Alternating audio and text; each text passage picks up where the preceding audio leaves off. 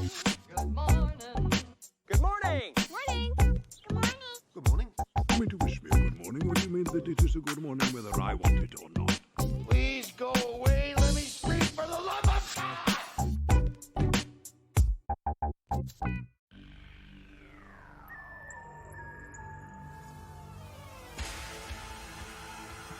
Music to give people goosebumps. Welcome to Derry, Benamel. Population fluctuates, doesn't it? Because Stephen King fans will know that Derry, Maine is not a place you want to live because it's been terrorised by a demonic clown. It's had aliens visit it twice. It's got psychos and fucking ghosts. So, But on the plus side, everyone floats. well, that's true. If you're a writer, you don't want to go there either because writer's block will ensue. Yeah. That's the thing. But hell, what a place to live. What a place to be at the desk with two friends of mine.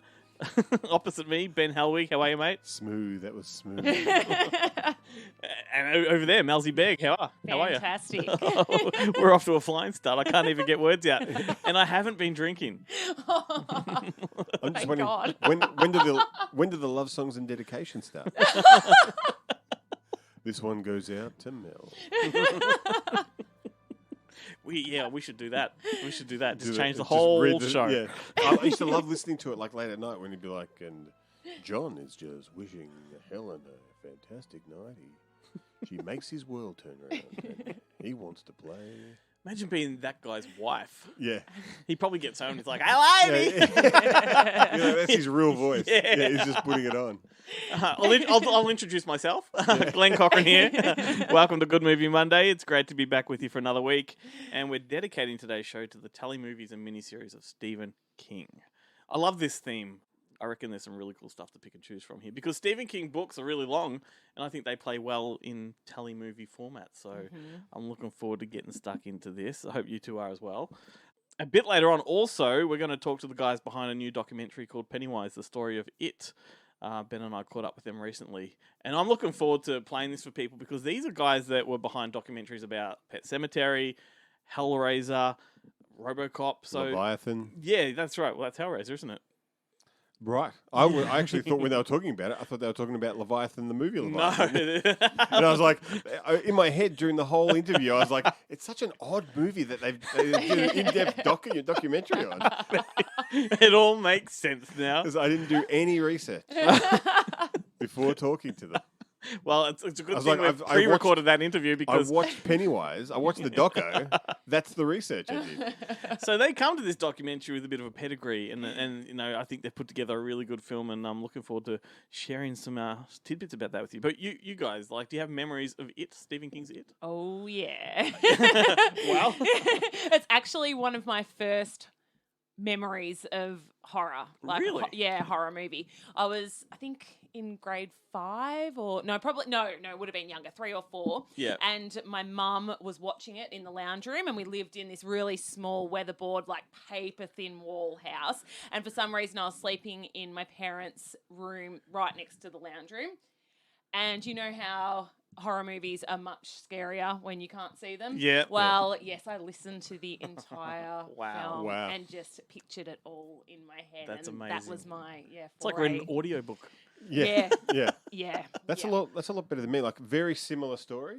It's one of the first movies that like literally terrified me that I didn't see. The only thing I saw, like, I snuck in because we used to have this weird thing where the house that we lived in had 3 bedrooms, but 2 of the bedrooms were connected. Like, from the 3rd bedroom, you could only get to the rest of the house by going through the 2nd one. Yep. And for a while, to stop fights, me and my sister had to share a room, and that middle bedroom became the lounge room. And we had to go to bed at 8:30, and my parents would be watching movies in the lounge room. Yeah. And you could like, they had, like, there was 3 stairs, and you could kind of sneak up and kind of watch Yeah. a bit. And they were watching it, which is remarkable considering how terrified my mother was of any kind of horror movies. Yeah. But it was an event television. It was, thing, it was you like a know. big thing, and it wasn't the first part. It was the second. It was the second part. I'm Yeah. pretty sure it's the second part.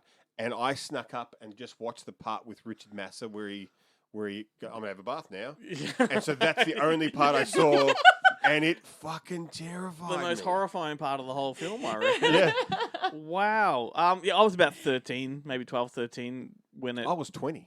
I think I was that age when it aired. No, 1990. Yeah, I was around about then, but a bit younger. And Well, we wouldn't have got. It was 1990 in the Yeah. US. We probably would have been like 91. Yeah. but I remember For being sure. terrified by the promotions for it, Yeah. like because they showed scary parts. You know? Yeah, well, just Pennywise in the sewer. Oh. Yeah. was on like a lot of the advertising Yeah. material. and that Exactly. was- Oh. And I mean, this Horrifying. scared the shit out of a whole generation, me Yep. being one of them. But I always found the clown, or any clown, is scarier when they're just the clown, not the monster, you know? Yeah.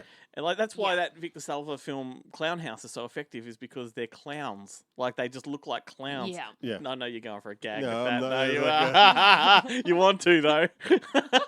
It's like I've told them in my head, but I'm okay with keeping them to myself. Okay. And so Tim Curry's Pennywise always scared me when he was just a fun clown. Yes. Yeah. Yeah. You know? Yeah. But every time it's because when they go from the smiley face to the frowny face, Yeah.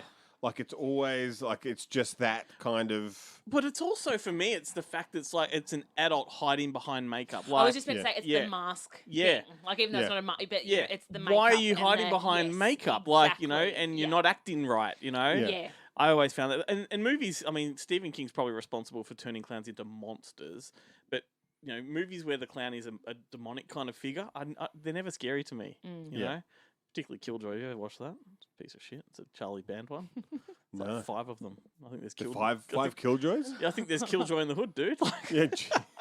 Does he go to space? oh, maybe. He doesn't go to space. It's not a But, real. Franchise. It's not a real band franchise. There yeah. is there's a lot of It talk coming up and lots of Stephen King talk to come up too. We're also doing the weekly thing with our segments. Joe, Chad and James from Bonehead Weekly are going to take over the mic for a while in a minute, as is Guillermo Troncoso presenting the news from the film and TV website Screen Realm. And in just a moment, Jarrett Garn from Monster Pictures wants to bring you up to date with what's been released on physical media. Before we do, are you just big Stephen King fans in general? You two? Mhm. Yeah, you read his stuff?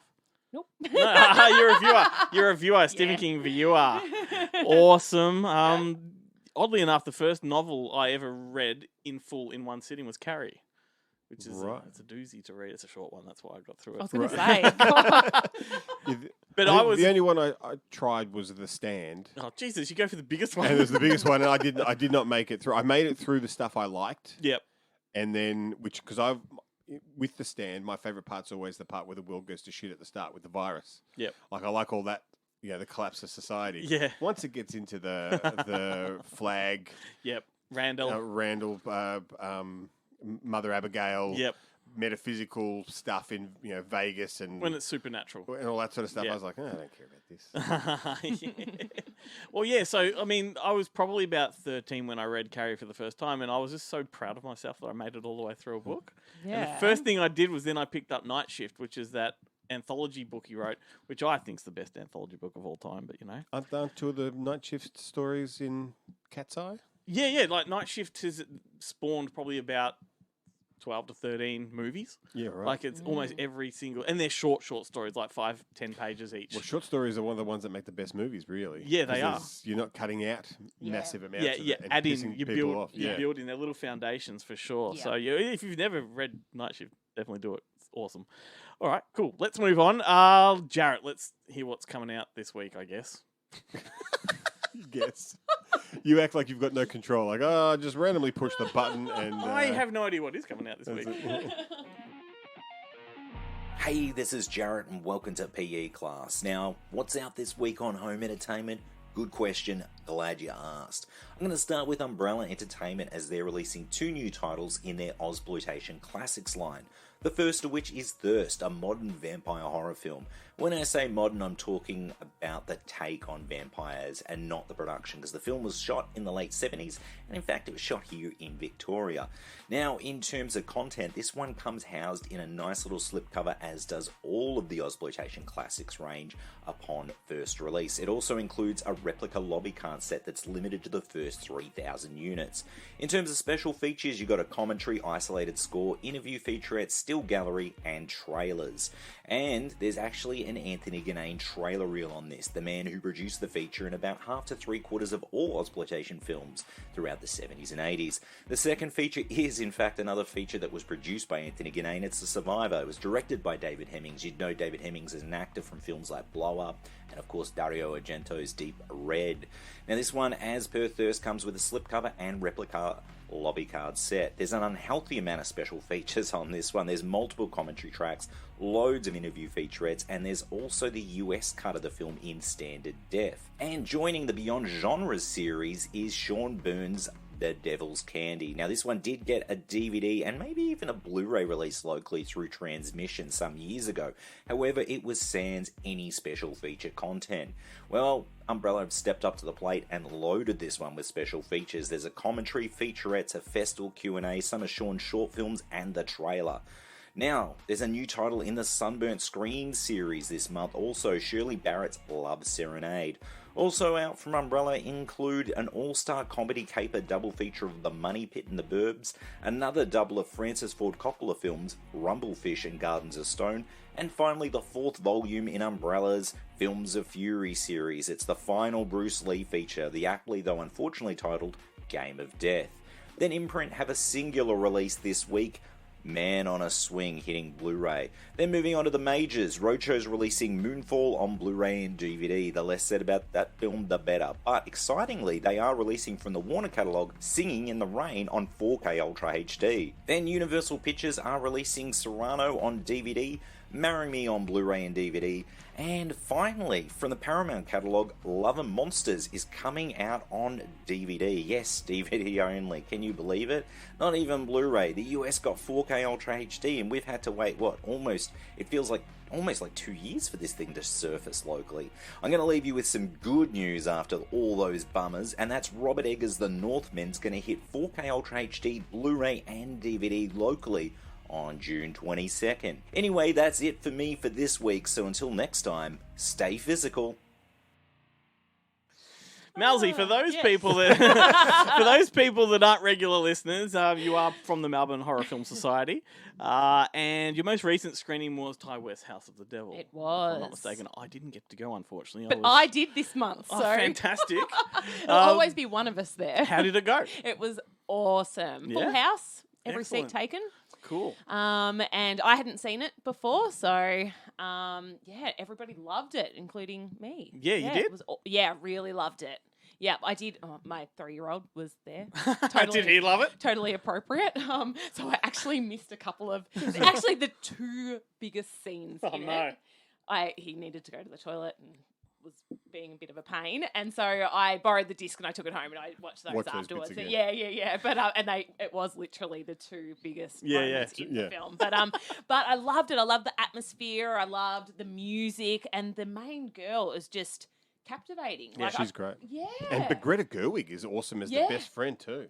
Loved, it's, absolutely loved. Yeah, so And yeah, really and- slow burn, but you wanted to stay with you were happy sitting there watching the characters. So Very cool. Very loved cool. It. And that's the awesome. thing. The funny thing is that it's a movie about babysitting, really. Yeah. And then it turns into a babysitting old people, but at the start it's babysitting kids, Yeah. so she thinks. Yeah. So it's like super appropriate that at all the messy parts you have to go and Yeah, you absolutely. have to go and take care of the kid. You're like, Yeah. art imitating life, or life Absolutely. imitating art. And I think, this coming Saturday, you're screening Society. Yeah, so that will be fun. Oh, God, how good Society. We had a whole episode last week with We Brian certainly Yuzna. did. We certainly did. Oh, my goodness, how fun. We got to talk Incredible. shunting. We got to talk Oh, shunting. and he sung about shunting. Yeah, the shunting song.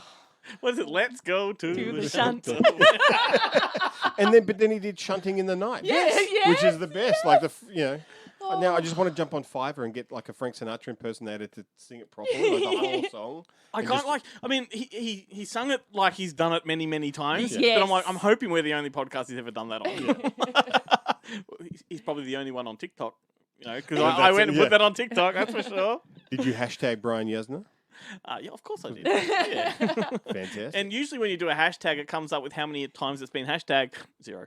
Zero. Oh, really? Yeah, so now There we people go. can find it and it goes Yeah. straight to us, baby. Yeah. Beautiful. Yeah, so I think because we've got quite a lot of new members now, and so it seems to be there was only one person apart from me in the including me. Oh, I don't know how's my brain working right now. Whatever it is, but there was only one person that had seen House of the Devil. Right, out of Everybody the else- full house. Out of the full house, yeah. Wow. And I think I have a feeling it'll be similar for Society. So yeah, it's gonna Jeez. be But did House of the Devil actually get released here?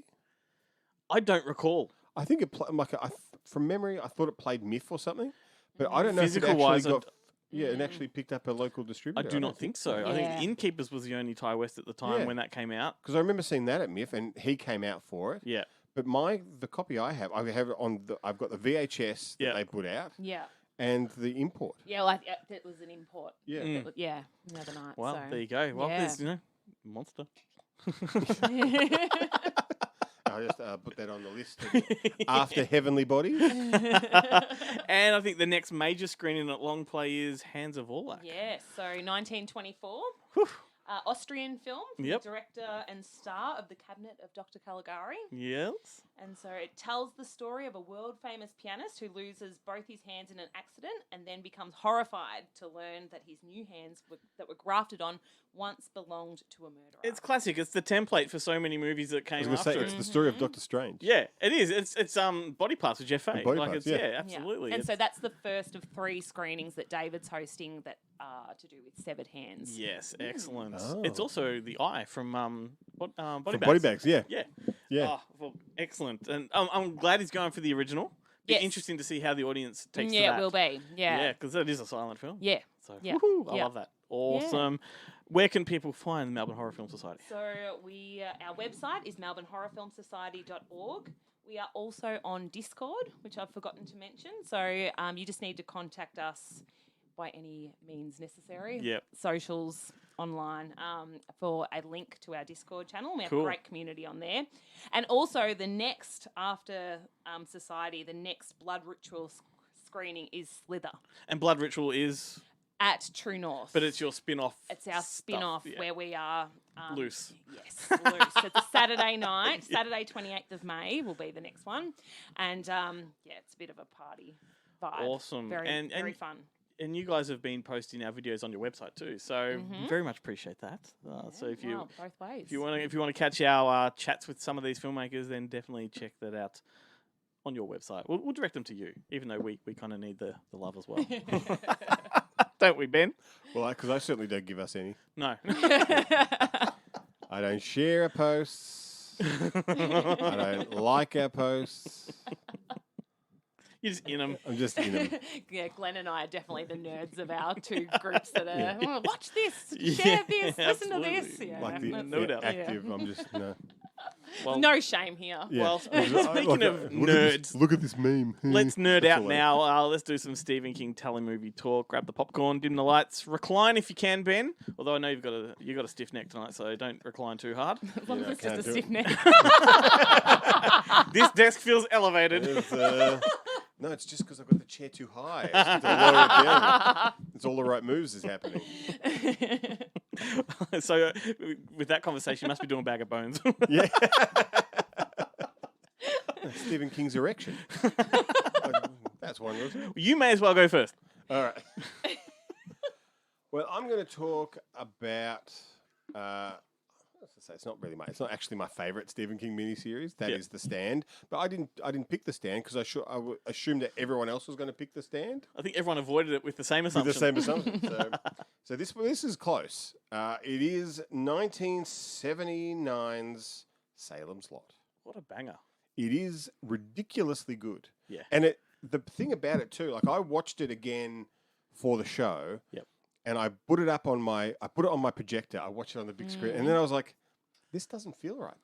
I had to stop it and put it on a TV with the 4:3 in the small because that's how you watch it. Yeah. Do you know, I was talking to somebody just today about watching VHS movies, and they're like, well, how can you stand the low res, low fi, all that kind of stuff? I'm like, there's a quality to it. Like there is Yeah. something Yeah. different about watching those films that I think if you were raised on them, it's just nostalgic and Yeah. And if and it's the right, comforting. yeah. It's Yeah. like I right said to him, I movie. said, for example, I would rather actually watch Texas Chainsaw Massacre on VHS than I would on 4K. Like if I had the choice. Well, it's like I didn't realize when I was a kid that until the special editions came out theatrically, I'd only ever seen Star Wars in 4:3. Yeah, yeah. Like I'd never seen widescreen Star Wars. Like it just wasn't a thing. Yeah. Yes, I'm so glad I have those on DVD in the original format. ones, Like, yes. because there's something just really romantic about watching them like that. I reckon.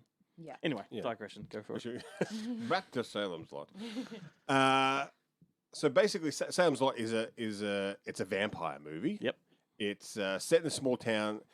I think the town is actually called Jericho's Lot, but it was Salem's Lot, and they renamed it. Well, Was because that the he thing? wrote a short story called Jerusalem's Lot. Right. In the Night Shift collection, which is Yeah. now an Adrian Brody miniseries. Mm. So he was there was confusion when he did the novel of Salem's Lot, as to what this What actually is. this actually was, yeah. So it's this small town, and this guy David Soul, played by David Soul, he grew up in the town, comes back after an absence, and he's become like a pseudo-successful writer. It's the classic Stephen King trope. Yeah, Yeah. he comes back to town just as this mysterious series of deaths, Yeah. which I think they diagnose as anemia, like these bizarre cases of anemia, Yeah. keep killing all these people in the town, and you find out it's actually what's his name? At the same time this guy has moved to town. James Mason. James Mason. Yeah. Yeah, James Mason's moved to town. He's opened up this antique shop with his mysterious partner, Mr. Barlow, Yeah. who is away on business, and you never actually get to see Mr. Barlow. I mean, you do, but you don't. It's very Dracula. Like the concept there is very Dracula. but almost more Nosferatu, which is Dracula. which is Dracula. Yeah. Yeah. Yeah. Well, they're all like Well, it is. It's Dracula. They just didn't have the rights to use the name, so they changed it. change it to Yeah. Mr. Barlow, which is like it's a weird name. Yeah. And so like there's always this kind of Mr. Barlow in the background, Yep. and everyone's curious because it's a small town. Everyone's curious about Mr. Barlow and who is Mr. Barlow, and they've rented this old house on the top of a hill that has has a dubious past, and I think Bonnie Bedelia turns up. She's like the school teacher. She's the best. She's great. Yeah. Very, very attractive. Yes. Bonnie Bedelia. By great, Um, that's what I meant. She's a weird cat, like because she's the love interest for David Soul, and it's like they're both in two different films. Like they've got a really weird relationship in the film, but it's pretty cool. And I can't remember who else is in it. There's a bunch of people. The guy Baron Harkonnen from Dune is the cop. Yeah. Right. I'm trying to think of who else is in it. You know what? Fred Willard. That's right. Fred Willard is in it. Hey, Like what happened? a super young, and he plays it super straight. Have you seen Mr. Barlow? I don't think Think so. Super weird. But, Yeah. and Jeffrey Lewis. Jeffrey Lewis is great in it.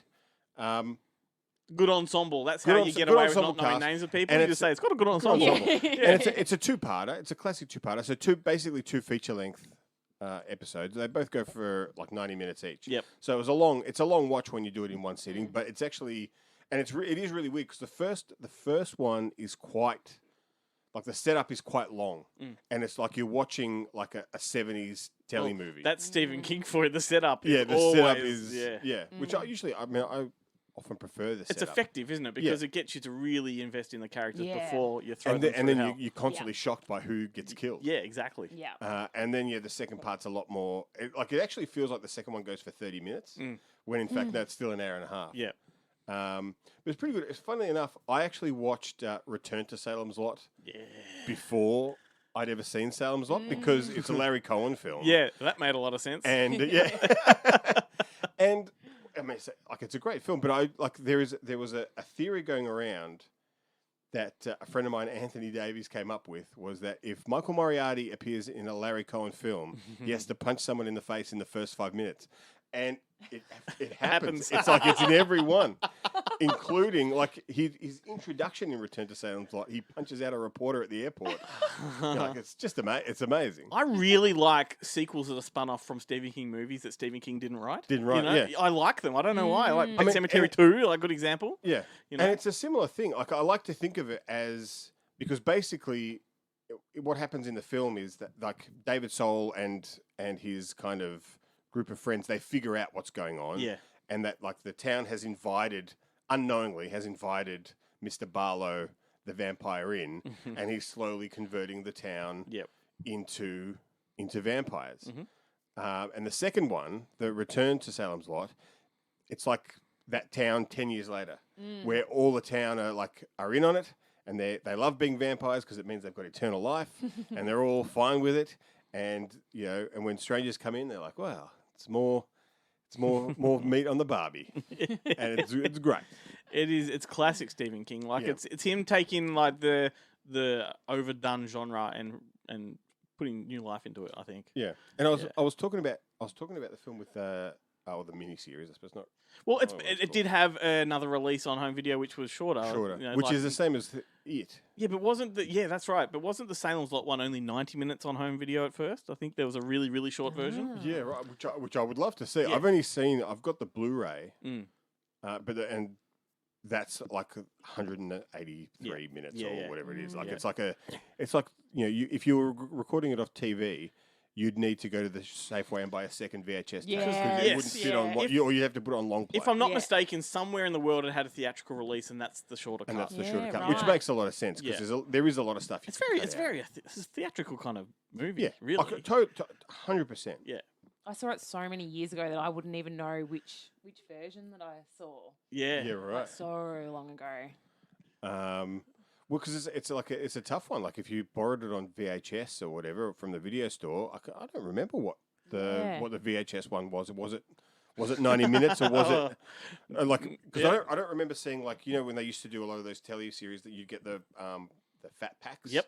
Where you'd have the two tapes like Shaka Zulu and Josephine Baker's story and. Or if you got Anna Green Gables, it's 4 tapes. Anna Green, or Twin Peaks, you had 4 of them. Yeah. Big giant case. There's big cases. Even Hellraiser 2 had a double pack. It certainly did, but that was for Hellraiser 1 and 2. Yeah, it had space for you to put that first tape in. Yeah. But I don't remember that for Salem's Lot. No, me neither. And I don't remember it being like The Stand or well, not I The can Stand, tell Once you Upon a now Time in from America, my which was a video fat one. days and remembering it as a VHS on the shelves, it was always the short version. It's a short yeah, version. so maybe that's what I saw. Which Possibly. So I Well, would actually like to check that out. Well, but, good one. Well, you got me wanting to revisit now. Like, so It's we're going to just- stop, Yeah, and I'll see you in 3 hours. Yeah. Malzy, what Stephen King rabbit hole have Ooh, you? I'm up, am I? You are All right. And nice and prepared. Yeah. Yep. It's been a week of it. So I've gone a little bit left of centre. So I have chosen 2 new films Mhm. that were made for streaming. See, streaming's the cheat, isn't it? Like, we can get away with it because you watched it on your television. Yeah. Yeah, Yep, it qualifies. Yeah. but they're widescreen though, which is great. Yeah, exactly.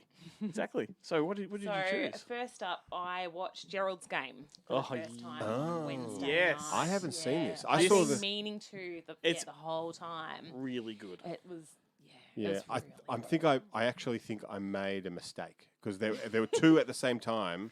There was Gerald's Game and then there's that 1927 27. or whatever Yeah. it is with. You certainly made a mistake if that's the one. and you that's watched. the one I saw. Yeah, And like I think I saw. Funnily enough, I directed by think an Aussie. That one. I saw it at Fantastic Fest Yeah. with Jarrett and Michael Helms, and they loved it. Oh. I mean, I think they really loved Gerald's Game, but they also like this one, and I was like, Yeah. oh, a bit boring. Yeah, I thought Yeah, so too. But yeah, no. right. All right, so Yeah. Gerald's Games. Go Yeah, for so it. Gerald's Game. So it was made. So it's Mike Flanagan film or movie. There you go. Like he's become the new Yeah. Mick Garris, like the new Absolutely. custodian of the Stephen King adaptation. Yeah, totally. And so based on the novel of the same name, obviously from 1992, and the movie was made or released in 2017. So basically, you've got a married couple, Gerald and Jessie, whose marriage isn't in a great place, and they're going away to rekindle their relationship. First of all, I love the opening scene.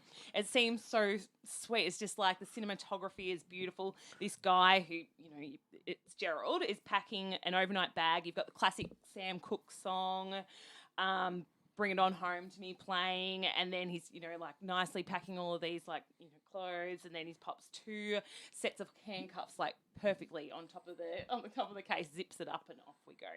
Sexy time. Yeah. Kinky. So they get to their lake house, and Gerald handcuffs Jesse to the bed, starts doing role play, and he's being really weird. It's so uncomfortable. It is. It's so uncomfortable.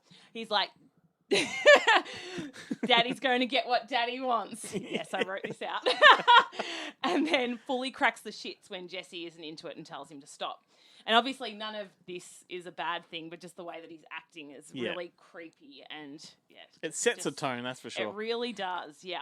And it just I made me think- really glad to be single. Actually, it was like it was fucked. I was going to say, using the phrase "daddy" can go either way. No, well, that's the thing. Everything that happened could, because I sat back and thought about it, and I'm like, none of this is that if it's the right person and the right way, but The right it mood. was.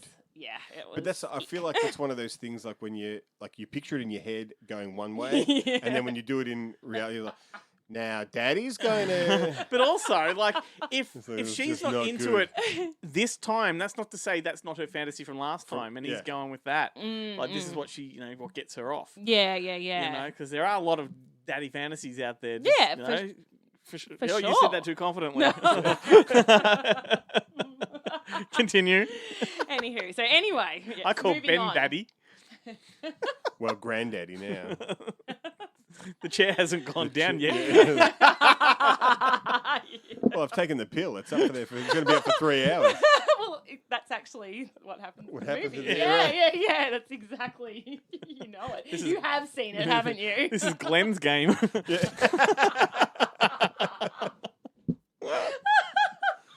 Okay, so ultimately Jesse is stuck cuffed to the bed, and you start unpacking their marriage initially, and then the story moves into dealing with some really traumatic things in her childhood that she hasn't dealt with.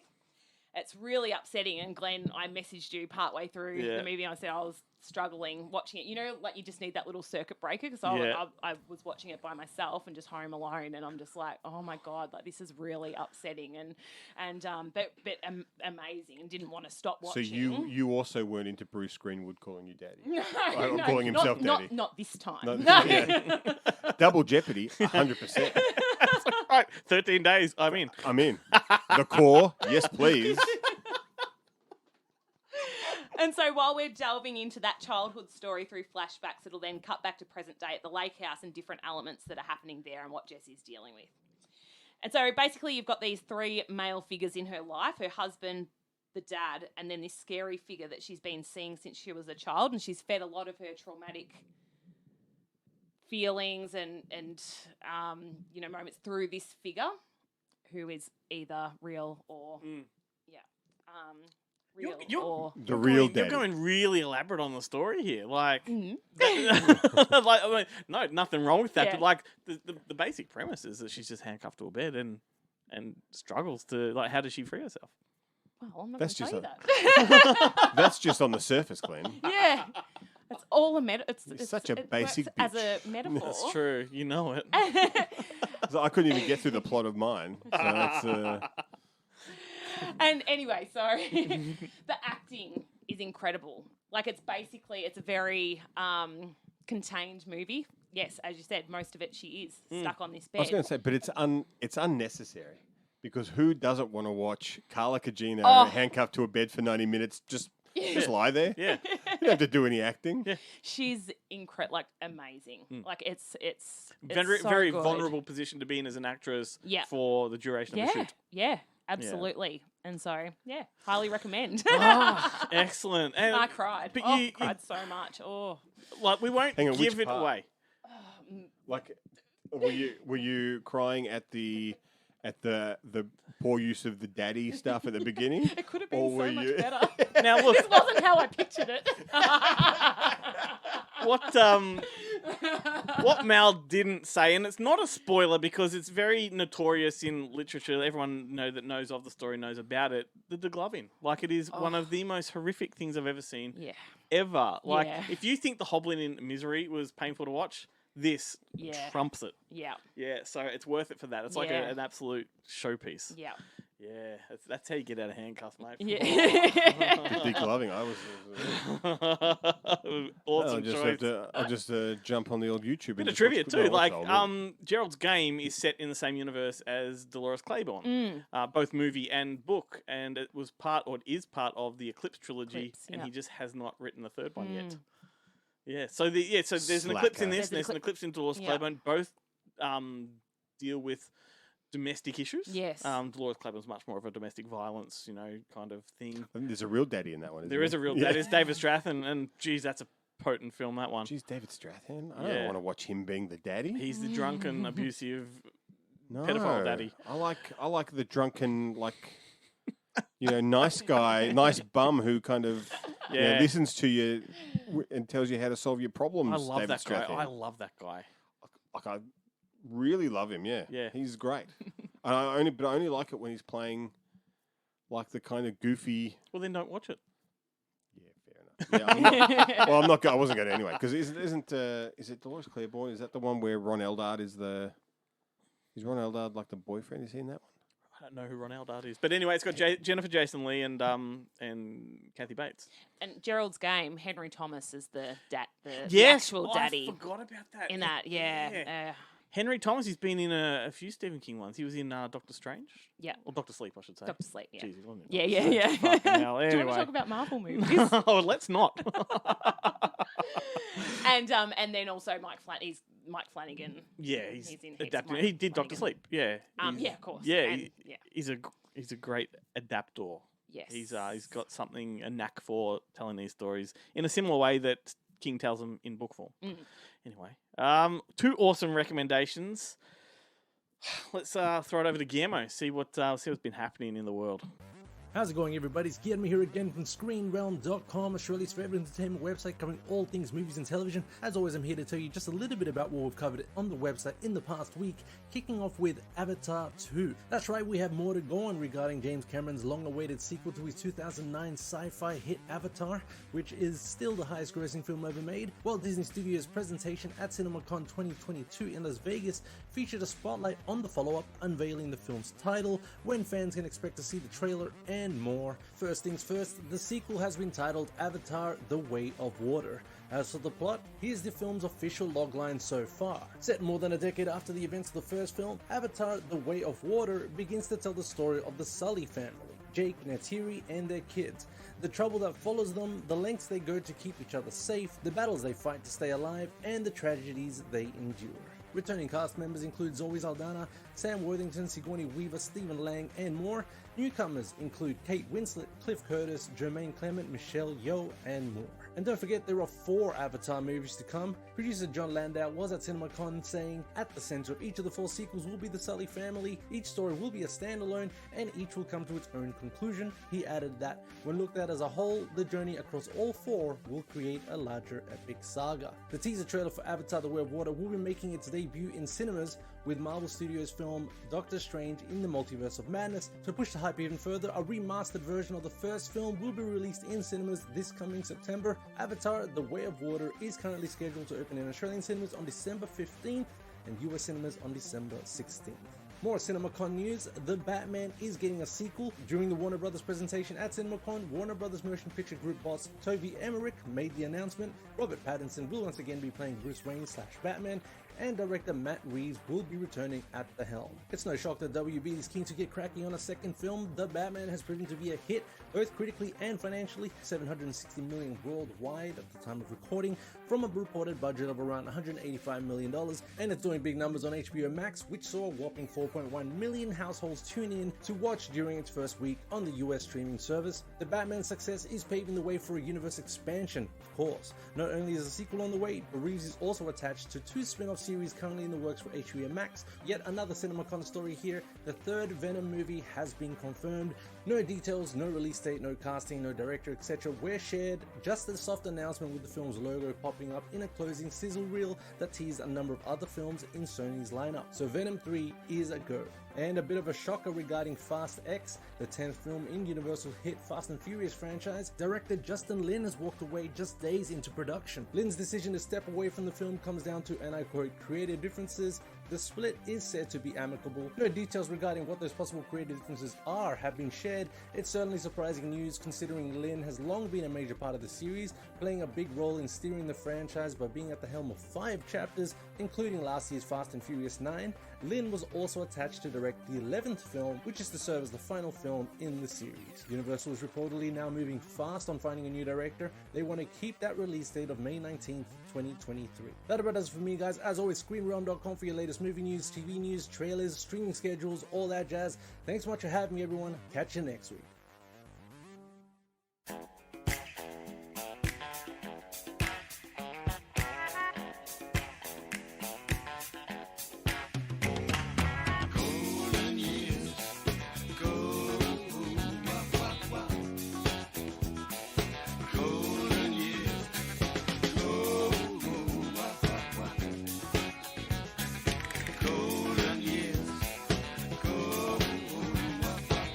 Don't let me hear you say life's taking you nowhere. Angel, come up, baby. Look at that sky, life's begun. Nights are warm and the days are young. Come up, baby. There's my baby lost, that's all. Once I'm begging you save a little soul.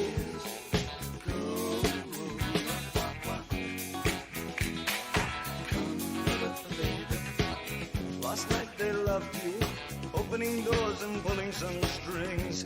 Angel, come up the baby. In walked luck and you looked in time. Never looked back, walked tall, act fine. Come up the baby.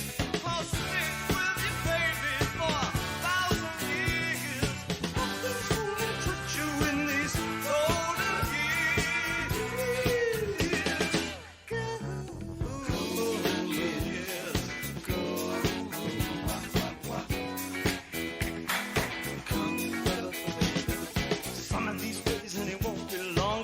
back down where you once belonged, in the back of a green car 20 foot long. Don't cry, my sweet, don't break my heart. Doing all right, you've got to get smart.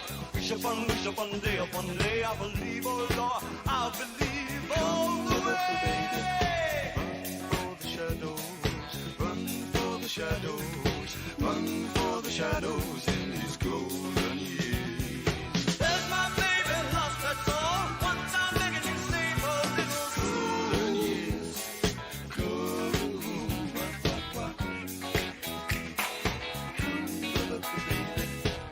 Don't let me hear you say life's taking you nowhere. Angel, come up, baby.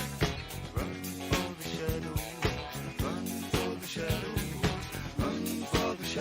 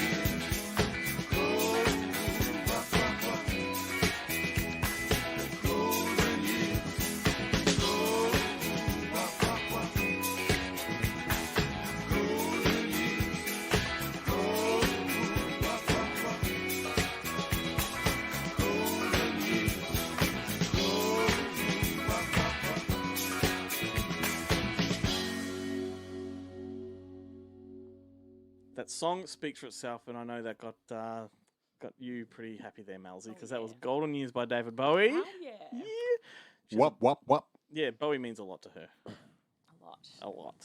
Tattoo Tattoo, on my yeah. My dog. And that is from the Stephen... You mean Bowie. David Bowie. That's from the Stephen King miniseries from 1991 called The Golden Years. Go figure. The I Golden thought that Years... song was only used in the soundtrack of Knight's Tale. Yeah, well, that's it. It is completely appropriate that Golden Years, they danced to Golden Years in the Middle Ages. I just don't reckon that the Golden Years miniseries would have been possible without it. Like, because it, in the early 90s, started this thing with everyone wanting to adapt Stephen King. Absolutely. You know, you had the Langoliers, the Tommyknockers, The Stand, obviously. And then there was the Golden Years, which was a really weird one because it wasn't quite horror, but it was sci-fi, almost Twilight Zone-y. Do you remember it? No. No? Okay. Well, it was I think it was 6 episodes, and it felt like The Stand in the early episodes of The Stand. Oh, that's my favorite part of the Stand. And it was essentially, it was a bit like a Benjamin Button story. It's about an old man janitor who works at some kind of lab, and there's an experiment gone wrong, and then the effect of it is he ages backwards, and then he has the government after him. Right, and it's actually really effective, but it's very hokey Stephen King as well, particularly at the start because he's like an old man, and all he does is complain about how old he is. You know, oh, the old bones, you know, and all this. I don't know what you're talking Oh, about. sounds like but Ben. wait for it. So, and yet they introduce I him. knew you were going to say it. But they introduce him riding a bicycle to work. And he gets to work and he's all puffed. It's like, Doesn't sound like Ben. no. Nah. But he pulls up and he's like, oh, you know, like he's all sore and shit. It's like, don't ride a fucking bike. But also, then he goes, you know, oh, you know, I'm feeling old I'm a 65-year-old man. It's like, 65 is not old these days. No. Like, It's when you retire. It's when you start living. yeah. Yeah. That's when you start your life. Exactly. Anyway, so it's much more closely aligned with your fire starters and your dead zones and thinner, that kind of Stephen King. But Ooh, I like that theater. I'm quite a Stephen King neophyte. Mm. Although I like it, the more you mention, the more I'm like, oh, I've seen that. I've seen Yeah. that. But I was never, because I never really read the books. Yep. I never really sought out the Stephen King Sure. movies because that meant anything. Interestingly, though, The Golden Years was never a book. It's one of the ones he It's one adapted he only adapted. for the screen. Like he wrote the screenplay from screenplay. scratch. Yep. There was no basis for it. You know, In a book. Well, I wouldn't have known either way. But he did have Thinner, which you know was essentially going backwards in weight Yes. because it's a fat guy becoming skinny. He gets cursed by a gypsy. That's right. There's no gypsies in Golden Years though. There's no gypsies in Australia. You know How what? can I get cursed? I wouldn't mind getting cursed with a thinner. That's right. Beats keto. Yeah. No work. I eat whatever I want. I reckon I've talked too much about Golden Years. I think you've talked a lot about it. It's not even. Is it your pick? No. No. I just thought it was your pick. No, I'm just explaining the song. So let's talk about it instead, because that will just essentially lead us into the interview that we recorded. How about that? So this is obviously, as we said, the miniseries that gave people nightmares. I think it's arguably Stephen King's most iconic story. That and The Stand are probably the two. I don't know. Then you can say Carrie and Christine. depends. Yeah. It depends what side of it There's you're a lot coming of from. stuff, yeah. Yes, He's all right, that Stephen King. Isn't He's he? not too bad. He's written. He's Jeez. written a couple of good ones. He's written a couple of good ones.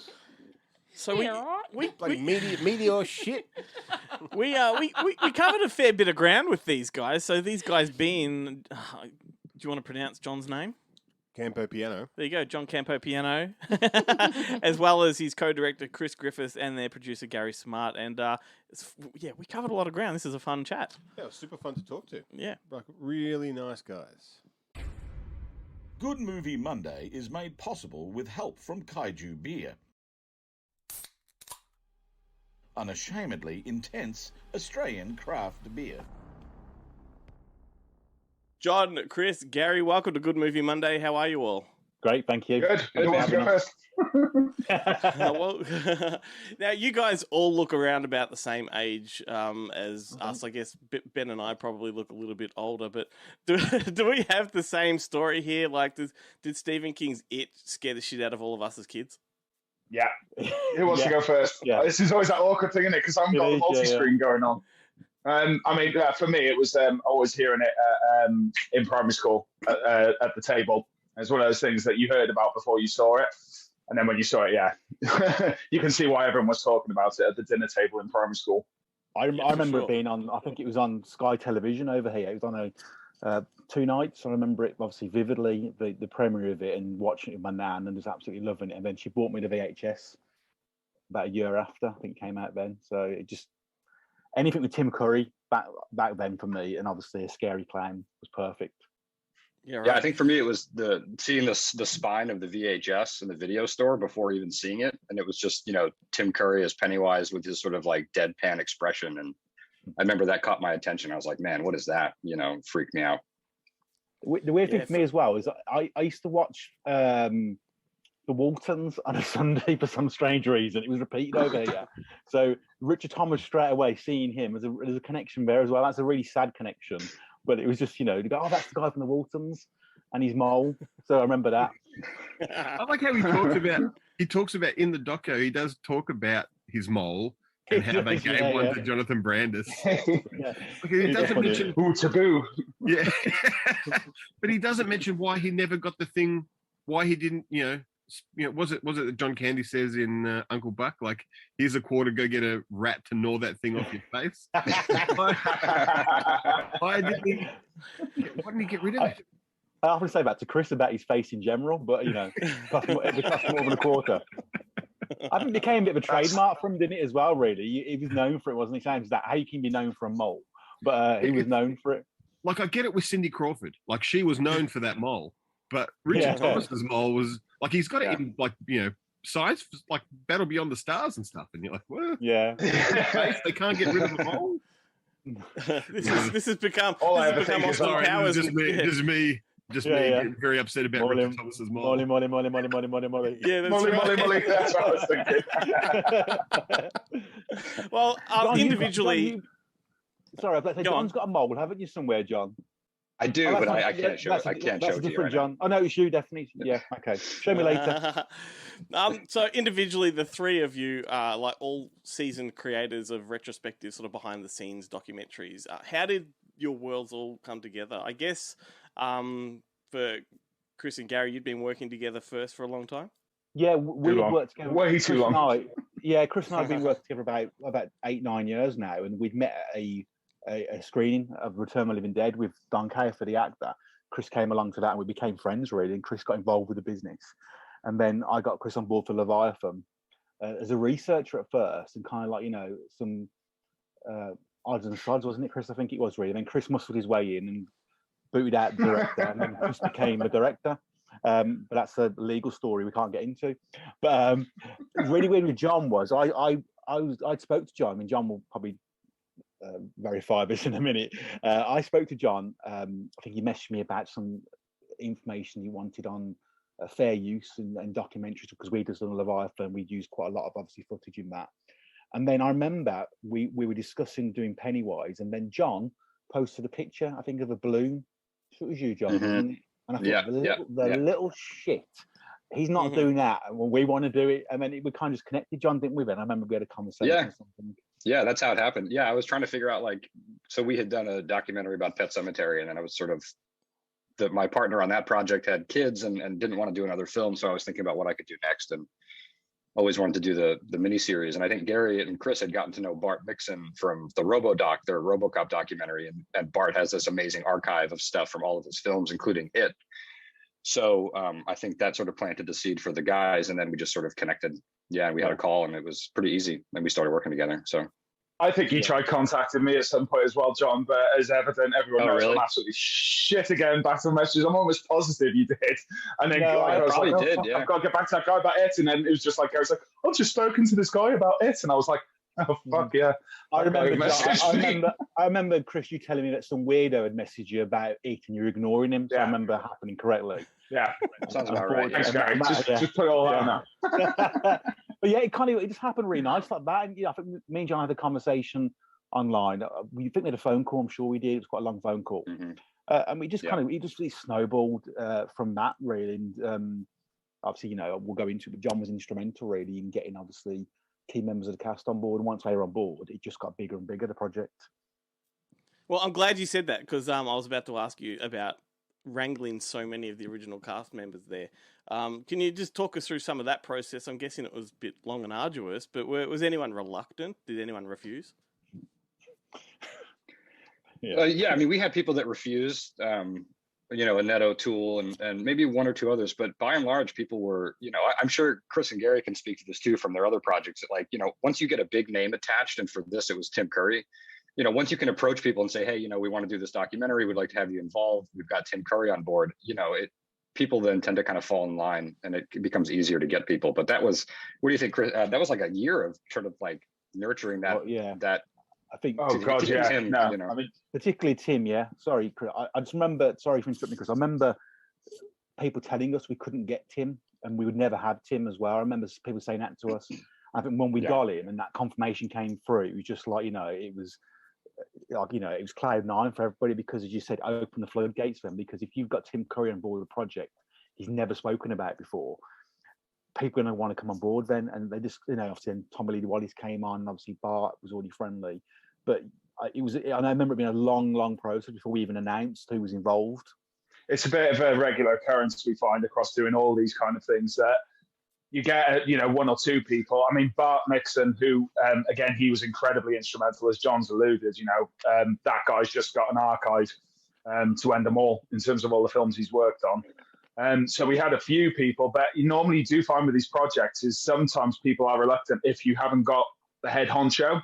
And it's probably like a respect thing or something, but it was like once we got Tim, I think we were all dancing on that one, weren't we?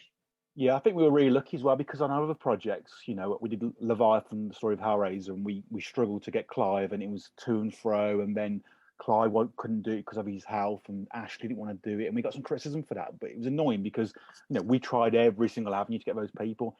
We did RoboCop, RoboDoc, obviously Peter Weller. It's taken us 6 years to get Peter Weller to come on board, and we finally got him after 6 years and 100 other people being on board. But getting Tim virtually straight away, that just cemented the project. Really, it meant we had to do it. You know, once we had him, this kind of like idea that we had, and kind of, you know, sometimes these ideas come to fruition, sometimes we don't.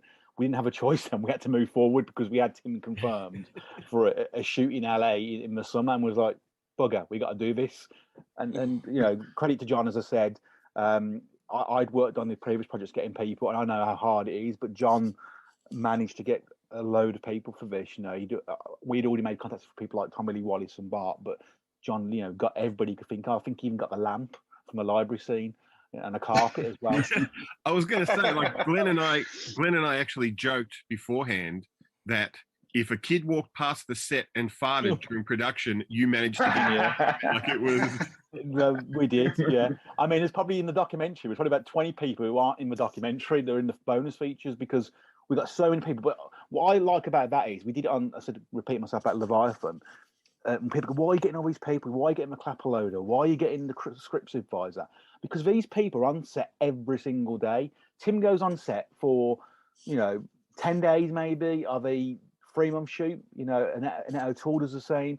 Whereas a clapper loader or a script supervisor or an assistant director is there every single moment of that production. They see everything, and nobody really cares about their stories sometimes. So it's projects like this, and obviously now these projects are growing with people, where you get their stories, and they're really important. Those stories are, because we get the juice out and the gold out of them, don't we, really, John and Chris? I think we get some really nice stories out of these people. You look at someone like Bart. I mean, the guy doesn't shut up. So, but that's really good for us because he just got so many stories. I think most of them are made up, but they're interesting for that. I really enjoyed that disclaimer. Yeah. It's a fictional documentary. Yeah. I thoroughly enjoyed. You had the woman who did the casting, whose name escapes me at the moment, but she was fascinating. Like listening to her about the search for the kids and teaming and pairing everyone up and doing them in lots and stuff. That was like a real fascinating part of the doco, I thought. It was a partnership, wasn't it? John Mark as well, wasn't it? Victoria Burrows and then Mark Tillman. Yeah, I mean, because the miniseries relies so heavily on this bouncing back and forth of time periods, so the casting of those characters, the adults and the kids, were so important. So casting was a big part of the process. So to have her kind of talking about it was neat. You know, it was interesting. I was amazed at how little haven't. they've changed over the years. Like just The kids? the kids and the adults. I mean, the adults look like hardly any time has passed at Some all. of them are still the same height as well, I think. It's But no, really the weird. kids look exactly the same. Yeah, it's strange, especially Adam and Brandon. I mean, we look exactly. They've aged really well. I mean, and obviously Elizabeth as well. Some of them have gone a bit bald. Some of them have. No offense, but some of them, No, you know, yeah. But Who was that? No offense, Jim. the guy with the hat. The guy with the hat. You know John wears a wig, don't you? That's a wig John's wearing.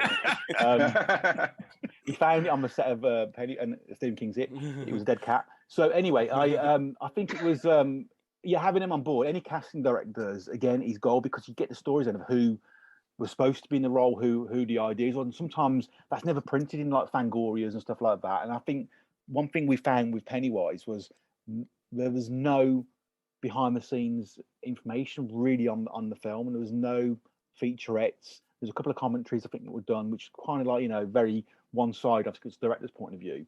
So getting those two casting directors, we learned stuff about Malcolm McDowell going to be cast, Alice Cooper, Roddy McDowell.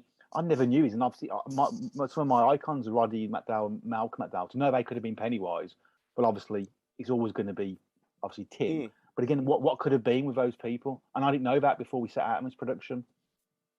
That's amazing. I can speak on behalf of Ben when I say that we're both pretty jealous that you got to visit Richard Masur in his own house. Can tell me he's the nice guy that we both imagine he is? Over to you, John. John. We did that after. Yeah, we did that one a little bit later with our second unit guys, Fuzz on the Lens. Richard Masur was great. Really interesting. Really soft spoken and quiet. But a nice guy. Yeah. Funny guy. Until he gets to the part talking about the fridge. Yeah. And then he nearly burns out the fucking microphone when he does that. Hi, kids. Yeah, we all float down here. Fucking trying to edit that in there after. Jesus Christ, the audio on that. Sorry, carry on. There was a kind of a funny moment. So when I was emailing with him, I said, we've got friends that make their own whiskey. They've got a distillery, and said, I'm going to bring you a bottle as a thank you to have. He had us to our house. He said, oh, that sounds great, and so we show up and I go into the kitchen, we're setting up, and I said, Richard, here's the bottle. And he looks at me and he goes, I'm 20 years sober. And it was like, it was so awkward.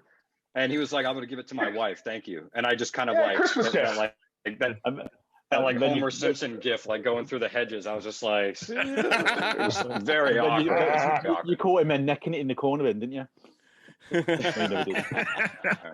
I'll tell you one who I thought was brilliant, and I know it's a bit cliche to say it, was Tim, because we were invited to Tim's house, and it was I remember us being really nervous about going to Tim's house. I think it was the second day we were shooting Tim. We had one day just to shoot him. We'd been shooting in the studio, the other people, and we were all arguing and panicking, and we went to go and buying a bottle of wine and kind of stuff like that. And you build up this kind of thing, that he's going to be nasty and he's going to be horrible, because even though he's not that kind of person, but you just think it. And we got there and we was waiting in his living room, and we had a spread out for us as well, which never ever happens on these shoots. We had, cakes and coffees and that, just waiting, a big spread. And again, me and Chris and obviously John have done probably over 200 interviews. You never ever get that off anyone, so it must be being a Brit maybe. And then he comes out and he was just so gracious and funny, and I think straight away the kind of tension was gone.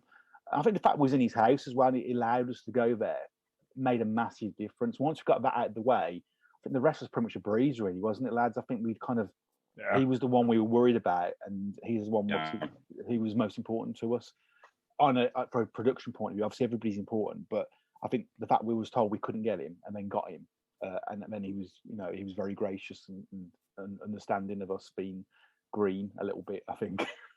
Yeah, it's always good to hear those stories. I think with all of the talking heads that you've got in the film, I think not having Stephen King's presence serves the film so much better, because I don't think it distracts, because I think having him there might have distracted a little bit. I'm wondering though, did you try and get him? Obviously, I'd assume you would have, but for me, it feels so natural not having him there that I kind of wonder. John? Yeah, we tried to get him, and I tried to get him for the Pet Cemetery doc, so I'm 0 for 2, but I don't think it takes away, like you said. I mean, no, I think I thought it really worked with that archival footage, like of him I think as well, because as much as it's Stephen's original work, it's Tommy's film, you know, and it is Tommy's film and Lawrence's as well, Larry Cohen, sorry. And I think he's important to be in it, but I don't think other than having him interviewed, I'm not just saying this now because, you know, in retrospect, but he would have contributed for the beginning part, obviously, about the book and the writing. That would have been probably it then, because it's about the movie then, and it's about the interpretation of Tommy and the interpretation of Larry and the interpretation of Tim and the casting and obviously the kids. So I think it's that kind of Worms thing, isn't it? Yeah, he would have been. I think if you'd ventured down, I mean, that's one thing in terms of like the narrative. You know, after all this time, we were all going back and forth on the narrative. Kind of gradually evolved, which have all luckily kind of translated into the special features now. But there's so many angles you can look at it and Pennywise. You can look at, you know, Origins, the story, the miniseries itself, the stuff that we all know that followed afterwards, especially recently. That would have just I mean, we're currently 2 hours 5 minutes. That would have probably made the documentary at least double that. And you've got to that's the thing we're learning as we go along as well, is where you've got to kind of try and almost like draw the line a bit. And that even meant like excising some of the players for this documentary, which actually have fortuitously now, big word for me, ended up making like really nice bonus features, like the extras and everything like that. So as I think one of you guys had just said, you're absolutely right. Going through the edit and having that archive stuff, which was fantastic, because that main footage we got of him doing a lecture, that was donated to us, which John had sourced from a university. And it really helps you want to talk a bit about the origins, but like that's virtually cleared up, you know, in that really nice little anecdote before the credits have even started. And then that's as far as you can kind of go really with Stephen King's initial involvement, at least. I agree, yeah.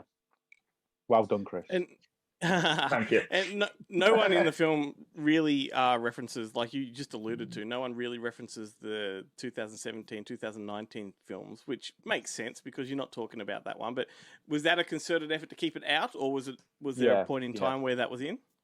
I think we discussed it. I think at the time it hadn't come out. It was obviously we'd already seen what Pennywise was going to look like. We'd already seen the obviously images of Bill as Pennywise, and we'd seen the trailer and whatnot. I know. I think John went to go and see it not long after in September. I think the premiere. I think we didn't want to go down that route of you know, this was a celebration of the original film. I think going towards obviously then the remake, which again a lot of people love. People still obviously love Tim Curry's interpretation. I just think we took away from the documentary. We're doing it in RoboCop as well. We haven't looked at the remake either of RoboCop for the same reason. If you're celebrating the original film, it just takes up a lot of screen time then, interviewing people just, you know, for something which is not actually relevant. I think we had asked the question, didn't we? But it was more like an informal, oh, so what do you think of what you've seen of the trailer? And it was interesting, but especially when you look at that footage now, when we're going through the edit, you're like, well, that's completely redundant because it's just people guessing like, oh, I think it's going to be good. Oh, it looks good. Which in the context, I think it would have dated the documentary too, because it hadn't come out. So it would have. I think the doc as it stands now is more evergreen. I think had we included commentary about what people thought of the remake, it would have dated it really fast. You know. 100%. Yeah. So I have a question for Chris, and then maybe John, you can take a stab at it. Can you tell us about having a co-director? Like, how did that work, and was there any sort of conflict or struggle to give up that autonomy? Especially transatlantic co-directors. Yeah. Yes, I was the referee in between these two.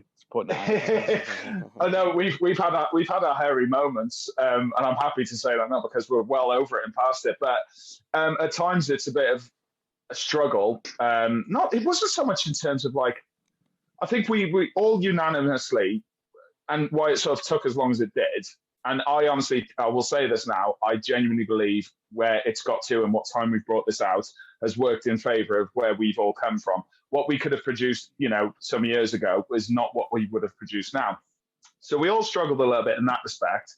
To be honest, we had a lot of bonding moments, John and I, because, and thank God he is on the other side of the pond to us, because, I think there was one stint we did virtually together a 24-hour run from something like, for me, 6 a.m. till 6 the next morning, trying to get the documentary ready for its premiere at Sitges in Spain. So to be honest, that was really handy because it's where John and I really came into our own, because we had to do this mad scramble of getting everything in place and everything correct. John was able to do the kind of the admin, the organizing, and what pictures you need, what photos you need, what videos, as I was doing the edit. So where it's like 4 o'clock in the morning for me, it was something like about 10ish, if I'm right for you, John. So we definitely, I feel like we both went through the trenches, especially in that last hurdle. Whereas we all, I don't know, just with the gap and everything between us all. I don't know, it was just times where, because we have got obviously the main editor on this, Nick. And then I kind of took over towards the end, basically, to kind of work on things like animations and just kind of final cosmetic tweaks. But yeah, we the last thing really was kind of working through, I guess, what was it, the legal side, where we had a bit of a shock to the system. Where it's like, yeah, no, you can't use that, change that. And you had to really think outside the box. And that was in the span of a couple of days, really, to get that ready for the festival. So it was strenuous, but it was, like I said, a very, very much a bonding moment. So I'm very glad I had John there. Even if he wasn't co-director, would have still been doing that, if that makes sense. So, yeah. Does that kind of give you an answer? It does. Yeah, for sure. John, do you want to add to that? I think that all makes sense. I mean, I think Chris and I were also both contributing to the narrative structure. So a kind of a co-director made sense. And there was a period where Chris was, more focused on a different doc project. So I would jump in and kind of spend more time with the script and figuring out the structure of the doc. So I think it just made sense to have co-directors, and especially at the end there, Chris and I worked really well. So. And Gary, what about you as a producer? Was working with two directors a different process than usual? Yeah. I think, as you said, the documentary kind of evolved over the last few years, and I think having Chris and John have very different personalities, but very similar as well in a weird way. John's very calm but direct, and Chris is very loud and obnoxious, but in a very good way, in a very positive way. I mean, Chris is like a brother to me, so I can say that. But it was a very weird balance, because I'd have Chris going off on 1 minute and John going off in a different way. But I think they worked together. I mean, we had some rough patches, but I think it worked because you had John, who's very kind of story focused, very much about, he wants all the kind of I's dotted and the T's crossed. Chris is very creative, so it was balancing those kind of personalities a little bit, really. And it was nice to have that kind of bouncing as well a little bit, because actually what we achieved then was a very good talk. I'm very, very proud of this project. I think if, as Chris mentioned earlier on, if we'd just done it 2 years ago, 3 years ago, and got it out there, it wouldn't be what it was today. I think it's a very classy documentary, I think it is. And that's because of having John's involvement, very much a Stephen King focus, and loving the miniseries. And Chris, who didn't really, Chris will admit, I think at first, he wasn't a huge fan of the miniseries. I think he's grown to love the series over the last 4 years. So it was an interesting battle sometimes, but I think it shows as well, to be honest, from what we're saying now. Gary and I have definitely said this before, is you kind of think, all right, Hell Leviathan was like this, Brewster, the Fright Night documentary is like that, Pet Cemetery is like that, and what we've established is it really is like, it feels like you can see the two stars, at least I can anyway. Yeah, see, right. It's half the Fright Night documentary and half the Pet Cemetery. You can sort of see the personalities behind it, I guess, is what I'm trying to say. And that's what's really nice. And I think it has turned into a classic documentary. And I'll admit now, an initial trailer, which I'll throw my hands up, I sort of had finished cutting a few years ago. I watched that as reference for a new trailer we've cut for it just recently. Fuck me, it's amateur hour. And I'm happy to admit that myself now. I genuinely look at it and I'm like, what the fuck was I thinking? It really looks like something cobbled together by a college student or something.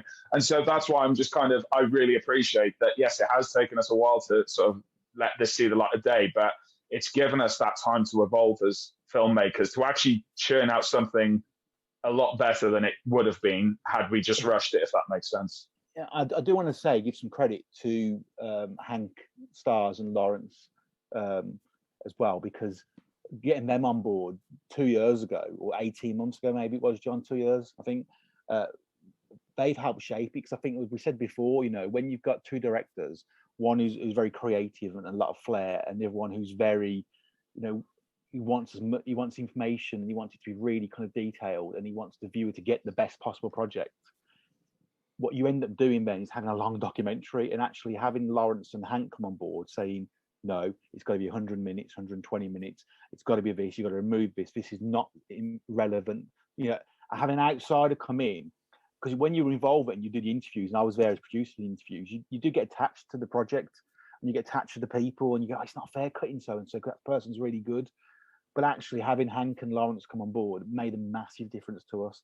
And again, that's been a battle. That's two other people who aren't part of our little crew who come on board, who have obviously got good pedigrees themselves.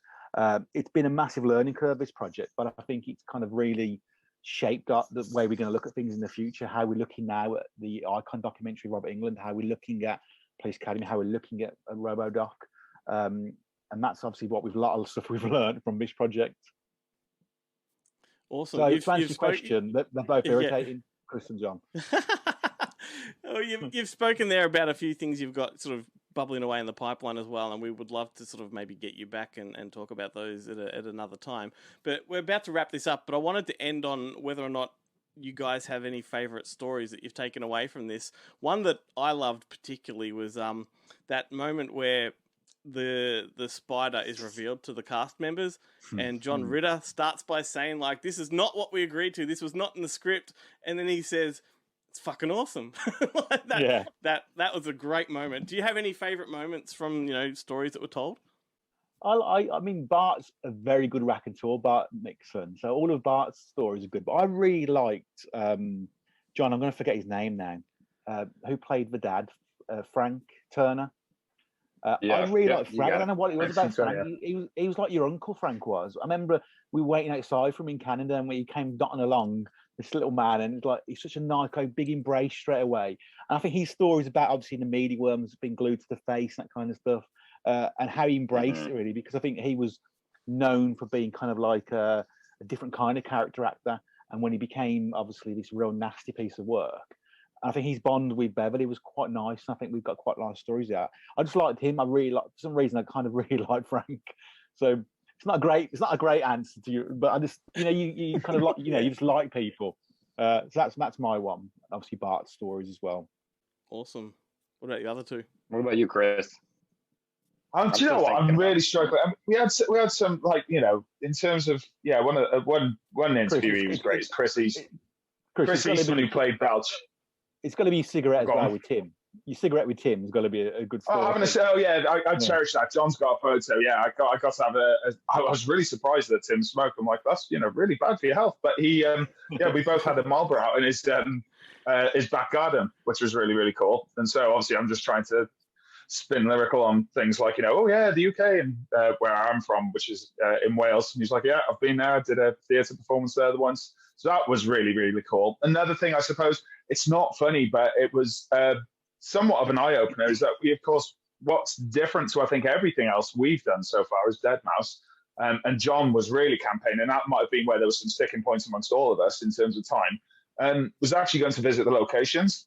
And especially in hindsight, and my God, in terms of like what use it's proven, especially in regards to legal restrictions we've had, on using copyright material, the B-roll footage we captured in Vancouver, and where we got to visit, can't say it without laughing, Beaver Lake, but going to all the locations was absolutely phenomenal, and really sort of, I think, worked well within the documentary, because that was one of those last minute things again, wasn't it, John? The intro to the Vancouver section, where we were able to utilize the footage we shot with like kind of the ghostly voices of the characters from the scenes where those locations took place. So I think that was one of my favorite things. I'm sure there's going to be much better things I could spin out, but I'm drawing a blank at the moment. So over to you, John.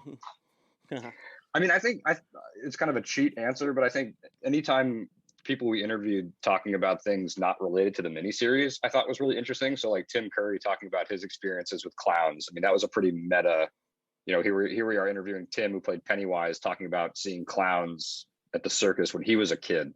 I thought those moments were really interesting. And the clown section, I think, is like one of my favorites in the doc, because it's hearing people talk about their experiences and their fears, or maybe they weren't afraid of clowns, gives the viewer something a little bit little bit different. And so those like non-miniseries moments in a way were kind of some of my favorites. Awesome. Well, I think Pennywise, the story of it is like a really awesome documentary, and people watching this or listening to this should definitely find it on social media, follow it, keep up to date with what's going on with it, and check it out at the Monster Fest weekend, right, Ben? Or see it at Monster Fest, yeah. Yeah. I was coming to that. But guys, thanks so much for your time. It's been great chatting with you, and hopefully we can do it again with an upcoming project. Thank you. Thanks, man. Wicked. Thank you, boys. Thank you. Cheers. Welcome to Bonehead Weekly Fun. Thank James.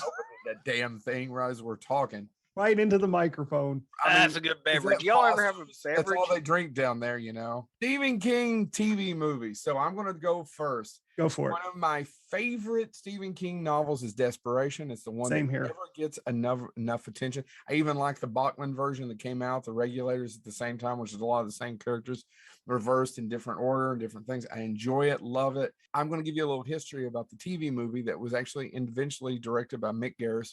Shocker. Written by Stephen King for ABC, was that actually it was going to be for New Line. I don't know if you guys knew this. The script and everything is going to be a movie at New Line. They never got it greenlit. It is not one of my favorite movies. I think Tom Skerritt is completely miscast in the film. Well, Tom Skerritt is mostly miscast in most of his roles. But Ron Perlman as Collie and Trajan, or whatever his name is amazing. I love Desperation. Desperation, the book, has one of my favorite ending lines of all time. God forgive me, I hate critics, as he comes down and blows himself up to you put talk into the ground forever. Then I'll go second. Yeah, because by the way, this is something Joe and I agree on. The Regulators, which I called the Renegades prior to hitting record, and Joe didn't correct me. The Regulators. That's okay. I was too busy correcting James. Yeah, The Regulators and Desperation are two of my favorite novels of Stephen King's.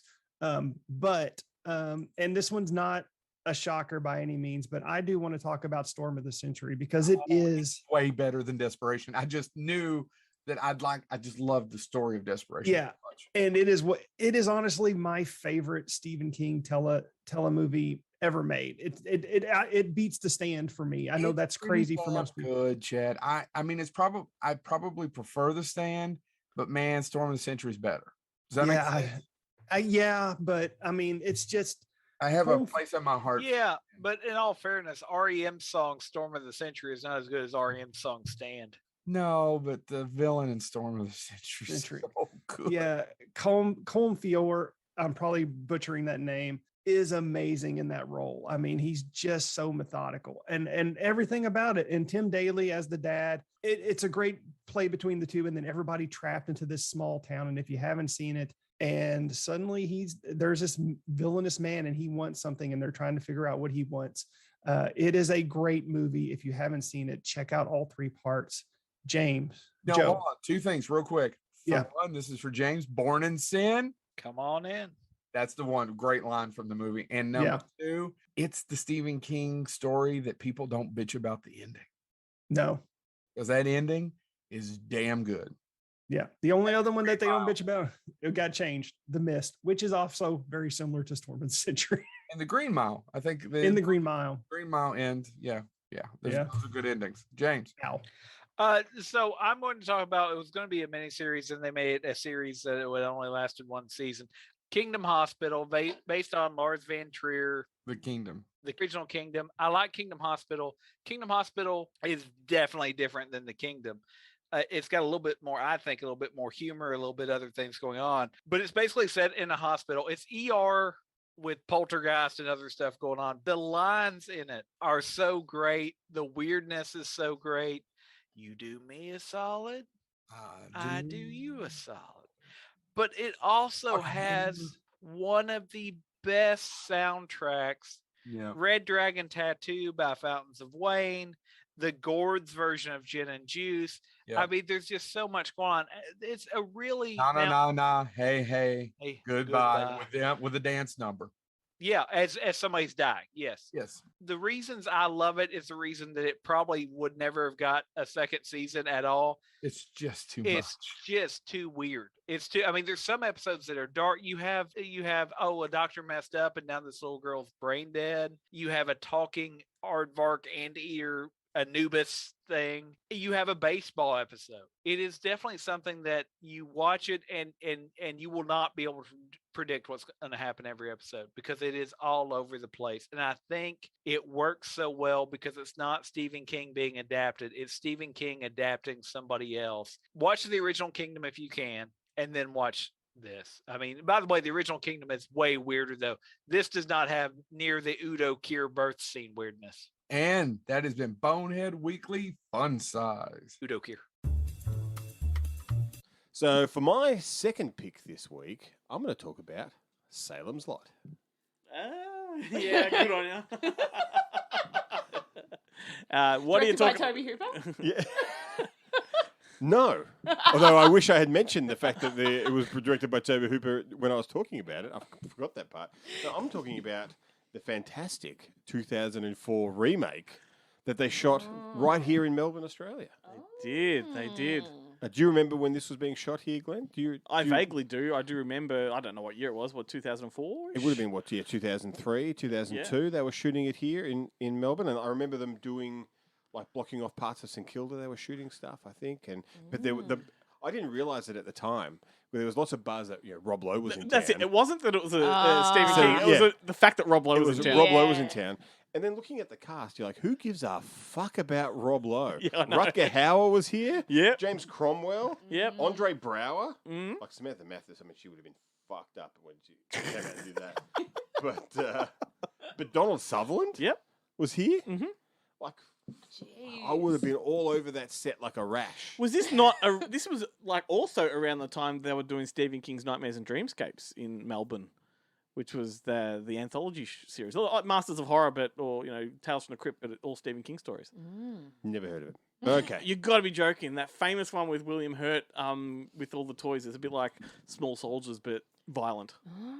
Does he dress up as a woman and they're locked in prison in South America? No, I haven't seen it. No, that's a Marvel film. All right. Does one of them put a finger up the bum? That's a Full Moon production. That's how you literally. That's how you get the. It's Silent Night, Deadly Night 5. Full Moon. Yeah. Yeah. That's how you get the dog to release its jaws. We talked about that on last week's show. What a moment! did. Greatest Christmas fingering ever. And I've had a few. Speak for yourself. It's the only time of the year I receive a fingering. Can't wait for my mum to listen to this episode.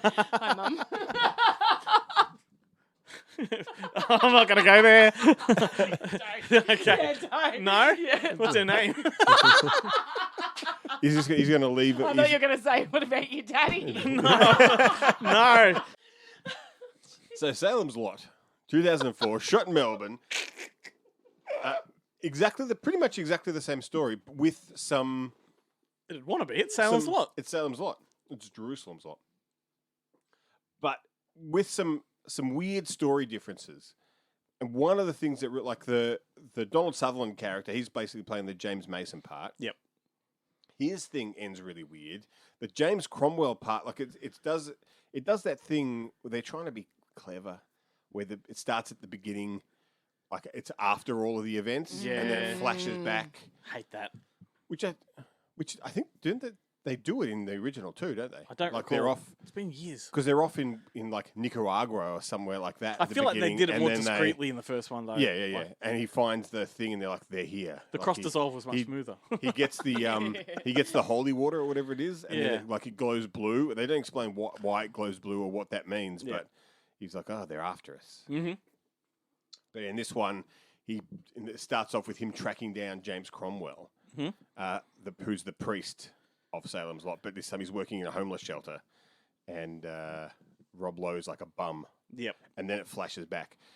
But like overall, I was surprised. Like I thought this was going to be a total piece of shit. I avoided it when it came out because I'm like, there's no way this is going to be as good as the original. And it is totally different. It's a very 90s. He's cool. He's got a leather jacket. Yeah, that's right. Yeah, but Rob Lowe is surprisingly good. Yeah. Everyone is good. Like, and that's the other big difference. Like in the original Mr. Barlow, you never see, and when you do see, he looks like Nosferatu. Yes. In this one, it's fucking Rutger Hauer, and he looks like Rutger Hauer. He looks like awesome Rutger Hauer. He played Dracula, hasn't he? He has in Dario Argento's Dracula, which was after the fact. Was he? I thought that was Thomas Kretschner. Well, he's been in. Was Dracula? He's been in a Dracula one. Isn't he in like Dracula Dead and Loving It or something? No. Like that? I reckon he's in Dario Argento's Dracula. Maybe. I'm sure he's played Van Helsing in things. Yeah, for sure, no doubt. But yeah, look it up. Look it up on the. Keep talking, and you keep talking, and then you interrupt when you got the answer. So there's little story differences that kind of throw you. The thing that makes this like bad to almost unwatchable. Oh yeah, you've gone from this. It's a great film. It's great. It's great, but it's simultaneously great and almost unwatchable. If during the 90s and early 2000s you watched a lot of Australian TV. Right. Because just about everyone that's not one of those kind of 5 or 6 main characters are all from Home and Away or Neighbours, and their American accents are shit. Yeah. Well, they're not. They're pretty good, but you know they're not real. You can see through it or hear through it. Yeah, you can see through it, and you're like, oh, she was shit in Neighbours. How'd she even get this? Like, there's a lot of stuff. Someone wants to interrupt. He was Van Helsing in that. In the Dario Argento one. In Dario Argento. So we were all right. Cause, happy medium. Because I remember, because Thomas Kretschner was also Dracula in Dracula Untold at the same time, the TV series or whatever it was that was going around at the time. So like that is that Robert Mamone, who I don't know if I've ever seen that guy in anything I've liked. I hope he doesn't listen to the show, but I find him really difficult to watch. He's Tony Mockbell in yes. And he's like the one movie that he's great in, and he plays the sleazy bad guy anyway. Is that Wrong Bet / Bloodsport type movie that they made with the WWE with Stone Cold Steve Austin, where he goes to the island and they're like they get all these killer prisoners from all around the world and they stick them all on an island, have to fight to the death, and only one can survive for like this internet broadcast. And once again, they shot that here, and he's the bad guy. Anyway, he's not a good actor. I just don't like him. Yeah. I don't know what it is. Well, for me, it's the Home and Away stigma. Like, I can only ever see his character from Home and Away. Yeah, and he was the daddy who was banging one of his daughter's friends in that. Not that I watched. No, we know too much. A lot of Home and Away, but you know. But wasn't he in The Matrix? Like, who wasn't in The Matrix? Yeah, that's true. Aiden Nicodemo was in The Matrix. That's true. And he was in Street Fighter with Jean-Claude Van Damme. Yeah. Anyway, yeah, that's right. Yeah, he is. But so that is the part that's hardest to get past. But if you can get past that, it's like watching Mr. Nice Guy, the Jackie Chan movie. Yeah. Once you get past the logistical nightmare that is like 1 minute he's running down Burke Street, and the next thing you know he's in front of the art centre, and you're like, that's not where it is. It's only a Melbourne affliction. It's the same with anyone that lives in Vancouver. Everything's filmed there, and therefore Vancouvians have a trouble watching their movies. It's like it just takes you right out of the film. But once you get past that, it actually is quite. I was surprised at how entertaining it was. The problem is they leave the trams in. What do they do that for? Remember Alex Proyas, Knowing? That's a great movie with Nicolas Cage, but there's fucking trams in the background. Yeah. Well, some like the L. Yeah. But I recommend it. Check it out. I don't know what else to say. You throw me off, but it's good. It's good. You should watch it. Just try and forget that they're all. Welcome to my side of the desk, Ben. Yeah. So I'm going to go back to 1991 once again. I just love those early mid-90s Stephen King movies. But this one struck a chord with me at the time. I kind of feel like it should have been theatrical. I wish it was. But sometimes they come back. Do you remember that one? Oh, yeah. That was a doozy. This one is also taken from the Night Shift collection. And it's got that Stephen King stamp all over it. It tells the story of a man, Tim Matheson plays him, who returns to his hometown. I think he's a novelist. As they all are. Yeah. But he returns decades after his brother was murdered by a gang of greasers, back in the 50s. Mm-hmm. And back in the 50s when the greasers committed this murder, shortly after they were killed, because they did this murder on train tracks, the train came and took them out as well. Oh. But this guy comes back to town. He takes a job as a high school teacher, just sort of to make ends meet. And not long after he starts, the dead greasers begin appearing in his classroom. So he starts to get haunted by them. And as the story progresses, we Because learn... that's how it works. You get haunted by the people that killed your father. Usually it's the people they killed get haunted by the... But as the story progresses, they do the haunting. we learn that there's sort of a doorway to the afterlife, which allows people to come back for every murder that's committed. So when someone's murdered, someone gets to come back. It's a weird concept, but it works in the film. A little bit confusing to explain. That's the problem. But it makes sense, trust me. But Tim Matheson's character goes through a massive down a rabbit hole of trying to work it out and discover it. He confronts his past, not only the Greasers, but other traumas that have happened and all that kind of stuff, as Stephen King does. Everyone has these fucking traumas. Oh, I know. I have no traumas. No, I have plenty of traumas, but none that are in any way would be considered anything by anyone else other than me. None that they're going to make a movie about. Like when he was in primary school, he was trying to take a shit. The kid stuck their head over the stall, and now he can't shit in public. Fucking there's no movies about that. Your trauma is so close to mine. Is that for real? That's totally legit. legit. Oh my god! Do you know mine was wow in assembly at school? Remember they had outdoor assemblies on basketball courts and shit like that, but they'd have a whole school one. Yeah. I stood up to take my wind sheeter off, but my t-shirt came off too, and I'm standing there with no top on. I could have quickly put it back on and sat down. What did I do? I ran through the whole assembly to the furthest toilet. Completely bare-chested, embarrassed, and I don't go shirtless in public, which is probably a good thing anyway. No. Otherwise, you'd be out mowing the lawn. Mowing the lawn every weekend, shirtless. You know it. Turn your t-shirt into a bandana. Yeah. Take the sweat off. I have t-shirts. They're tucked into my pocket. That's what they're for. But look, sometimes they come back. It's a banger. I love it. It also starred Brooke Adams, William Sanderson, and Robert Rustler. Directed by Tom McLaughlin, who did Friday the 13th 6, I think it was, which I think is my favourite one. That's so good. That's a really, really good one. Does he go into space in that one? No. Then how can it be your favourite? Well, his TV work is really prolific too. He's got a lot more television than he does in anything else. Curiously, what I find odd about this one is it's one of those examples of a franchise being kicked off, because there was Sometimes They Come Back Again, which had Michael Gross, who's great, had a young Hilary Swank in it, and that was actually a good movie. I thought that was good as well. Once again, probably could have been theatrical. It's, I don't know why these films weren't, but there we go, because Stephen King was all the flavour, I should say. He was all the rad. He's all the rad. But it was also it was a tally movie. It was only 90 minutes long. It wasn't a mini series, so it definitely could have. But then the third one is interesting. It's called Sometimes They Come Back for More, which had no connection whatsoever. It didn't even look like one of these films. It was just an ad for Faster Pasta. It was like a remake of The Thing. It took place in an Arctic ice station. It's called Ice Station Erebus in other countries. But in America and Australia, it's freaking Sometimes They Come Back for More.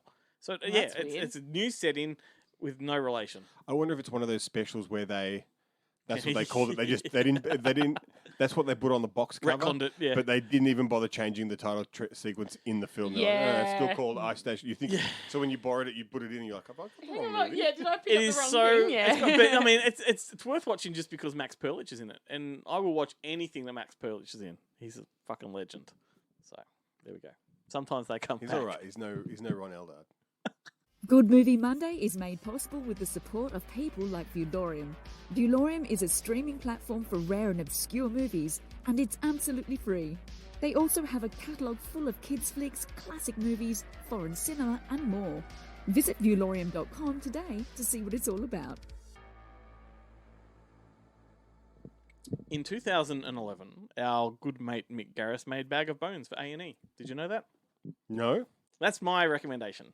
Oh, I didn't know that Mick Garris was our good friend. Of course he is. He's been on the show twice. So well, see if you can lend me $10,000. What are we going to produce? Is it a project? No, it's for more Viagra. A lifetime. I'm sick of this. I'm sick of this nonsense. 4-hour erections, 24-hour erections. Come on. I'm gonna open doors with it.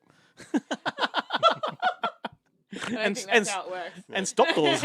Only on the push. You try it with the pull door, it does not go down well. No, but you end up just breaking things. Viagra goes well with pulls, though. Yeah, let's face it. It does. So once again, Bag of Bones.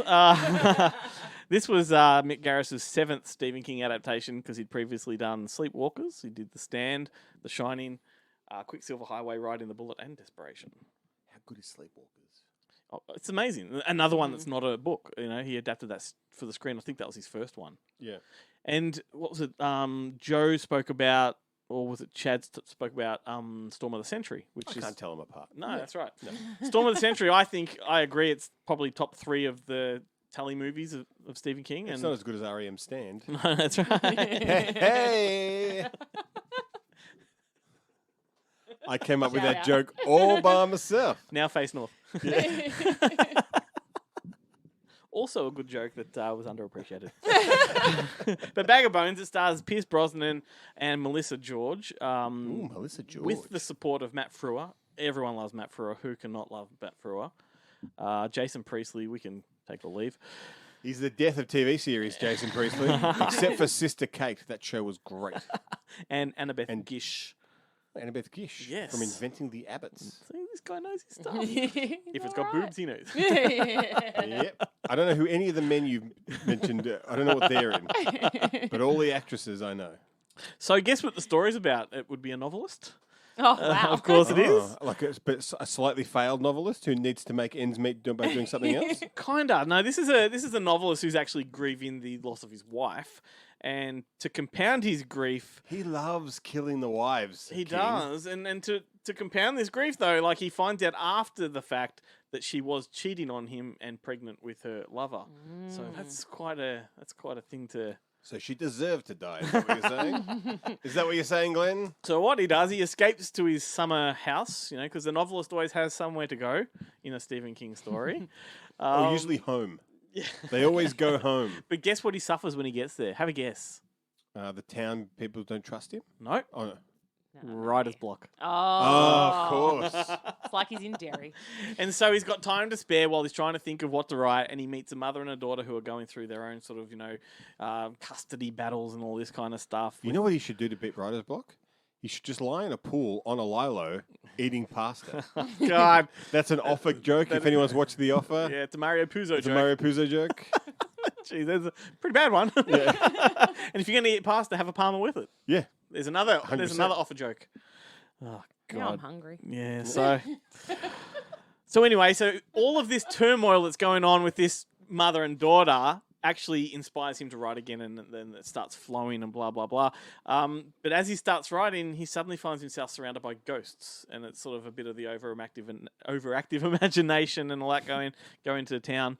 But these delusions consume him, and long story short, he unravels a mystery in that town. Go figure. The ghosts help him solve Yes, crimes in yeah, their totally. spare time? Totally. That's a TV show I want to see. It's a movie full of secrets and twists and turns. It's actually really good. And it's actually one of the first jump scares I can recall having as a full-ass adult and actually jumping out of my skin. Like, there was one scene in the first... I don't know, in the first part, maybe the first act, something pops out and, yeah, got me. No euphemisms there. See, we're talking about my erection again. That's right. And I do think this is a really strong Stephen King adaptation, and I think it's probably one of Mick Garris's best films, period.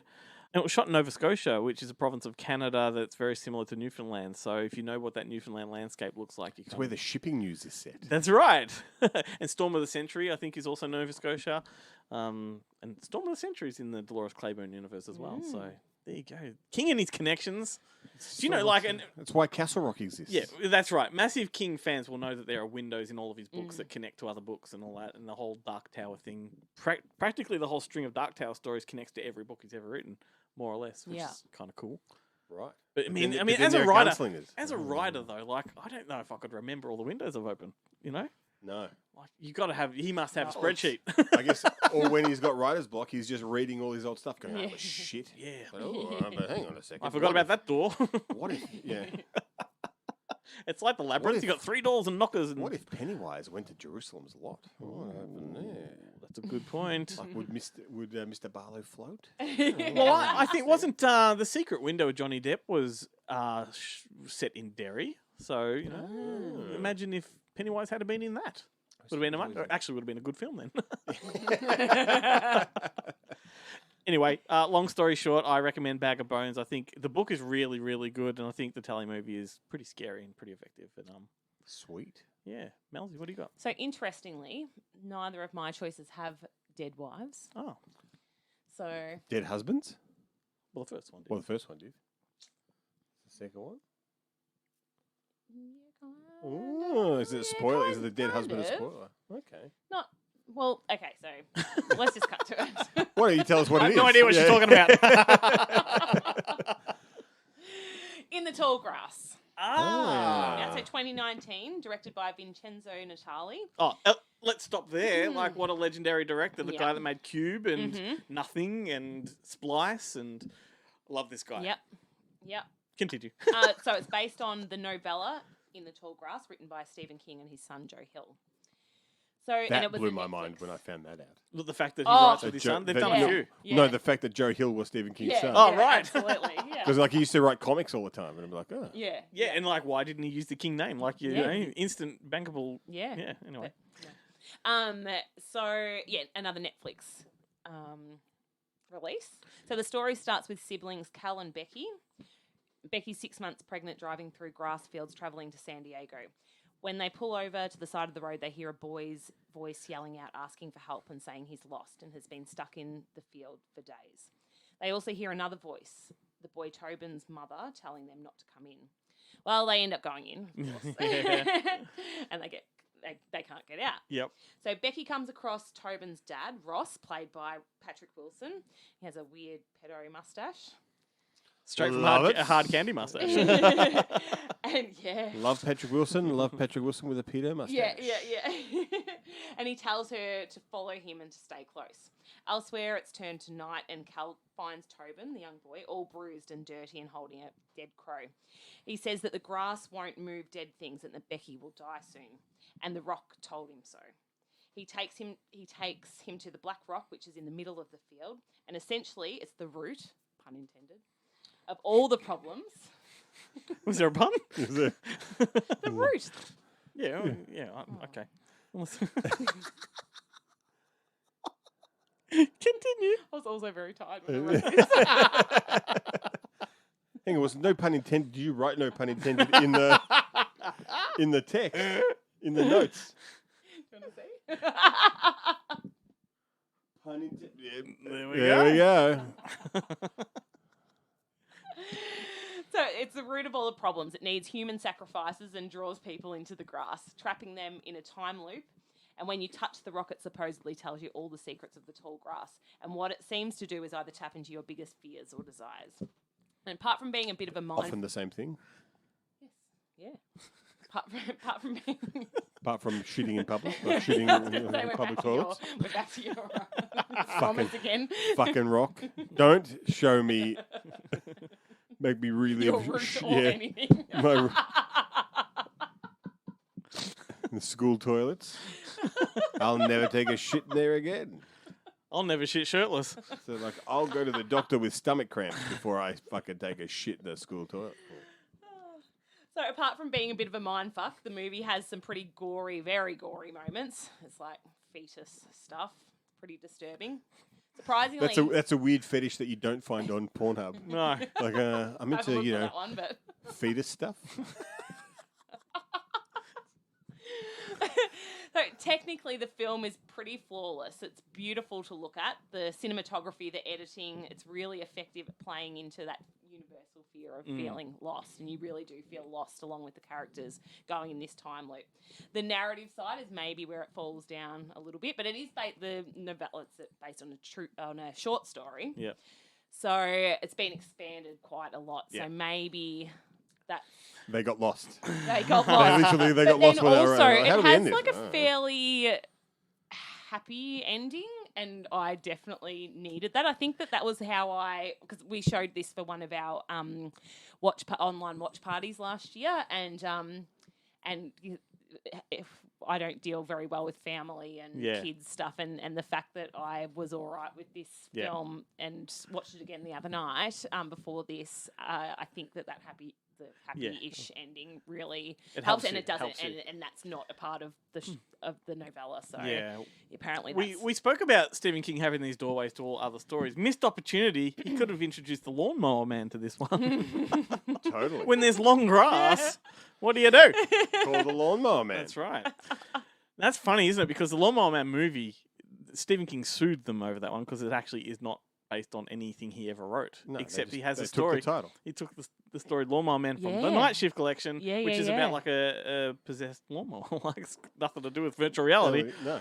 Anyway, but he should have tied those in. Yeah. Long grass and Should have.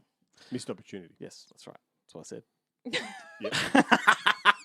we're going really Just- well, just guys. repeat Just as well. in case anyone missed it. Just as well, because we're at that end of the show. I was gonna say, even my phone says it's sleep well, Ben. It does too. Actually does. Just putting Which it is out odd. there. Your phone is giving you better messages My than phone mine is is. like it tells me because It's I'm very up odd for 7:30 in the morning.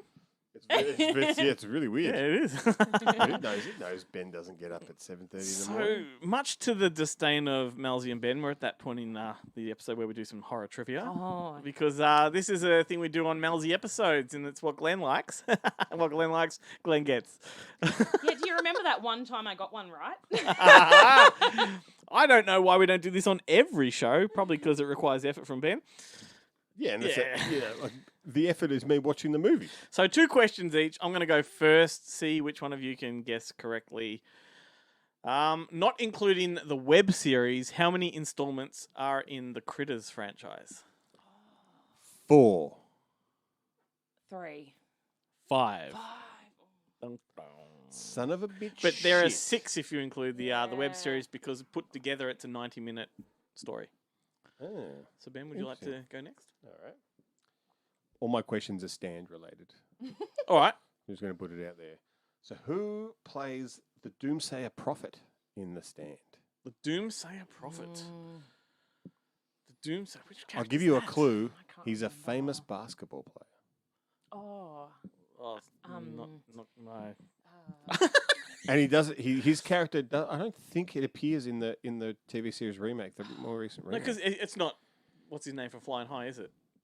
Yeah, it is. Kareem. That's who I knew. That's who it was. I just could not think. I could not get The his- over opinionated journalist these days. Yeah. Yeah. I knew that was who it was. I just couldn't get it off the tip of my tongue. I still don't know his name, but you know. Are you guys watching Winning Time on No. Binge, the greatest TV show on TV? Well, I don't know. Maybe The Offer is going to. But the movie about the TV series about the Lakers in the 70s. Oh, I know the one you mean. Fucking amazing. Amazing television. All right, fire away with your question. Which Scream Queen released a workout video in the early Linnea 90s? Quigley. I wouldn't have got that. I knew. Well, it's was it aerobics or was it like? It's an aerobics one, and it's so shit because it's amazing. It starts out, she's walking down the street, and these zombies come out of nowhere, and she runs away from them, and they follow her, and then she ends up by a pool behind like some random person's house, and she has to wait for the zombies to catch up.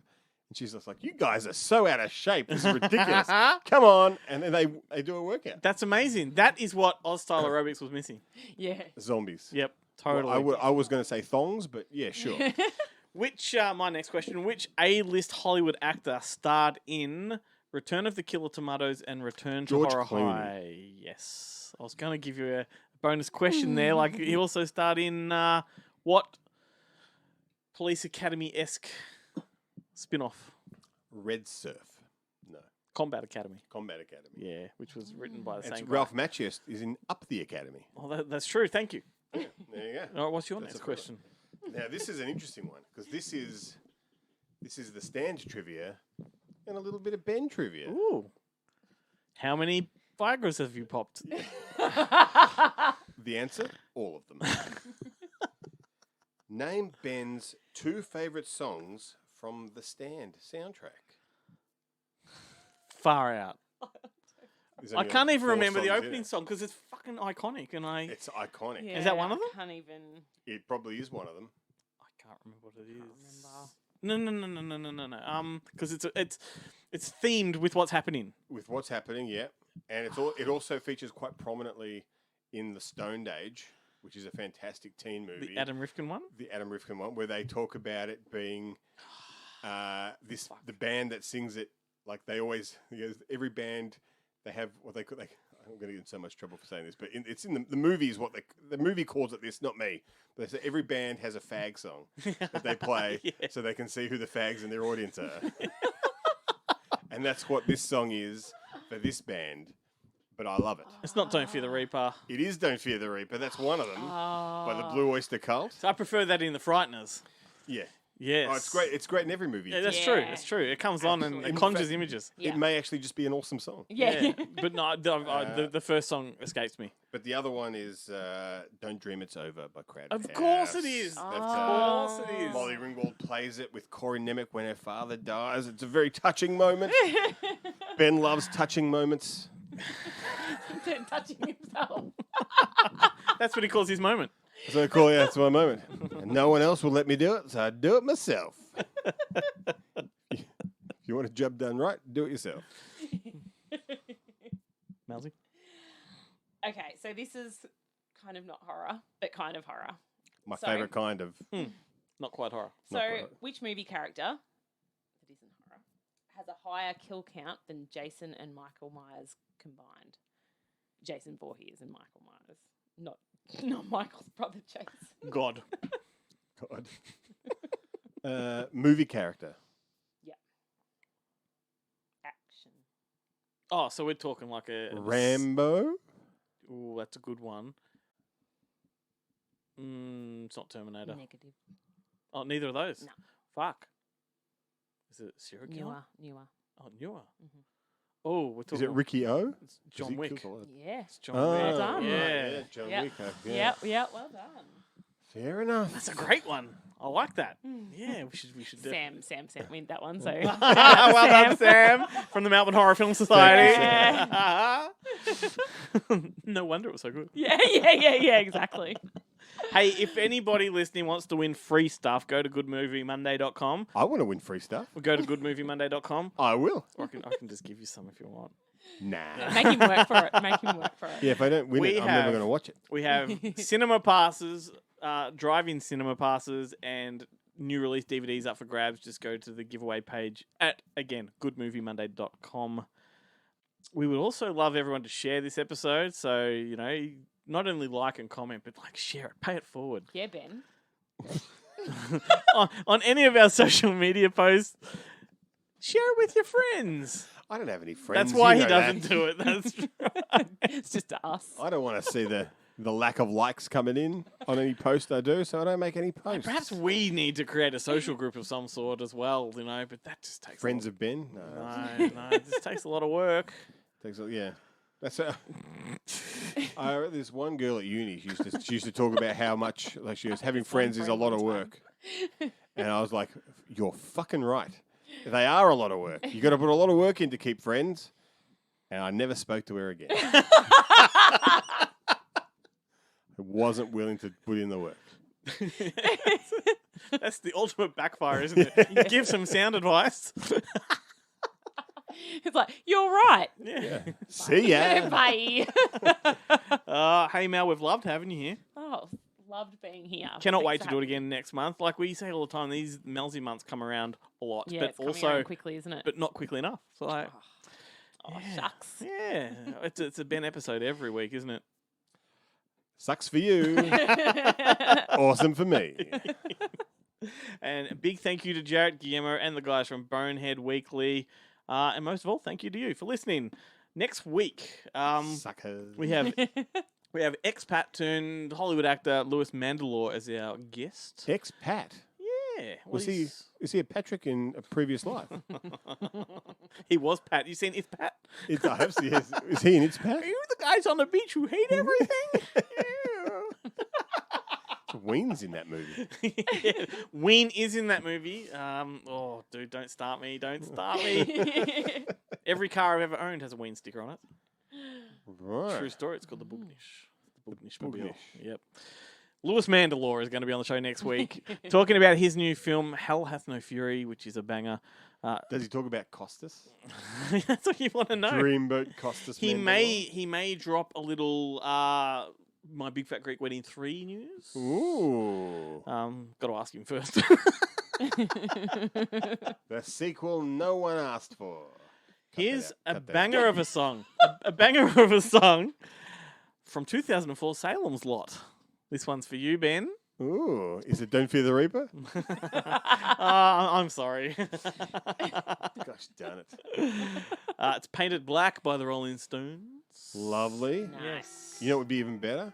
The Johnny Halliday French version of Painted Black. Well, it's not going to happen.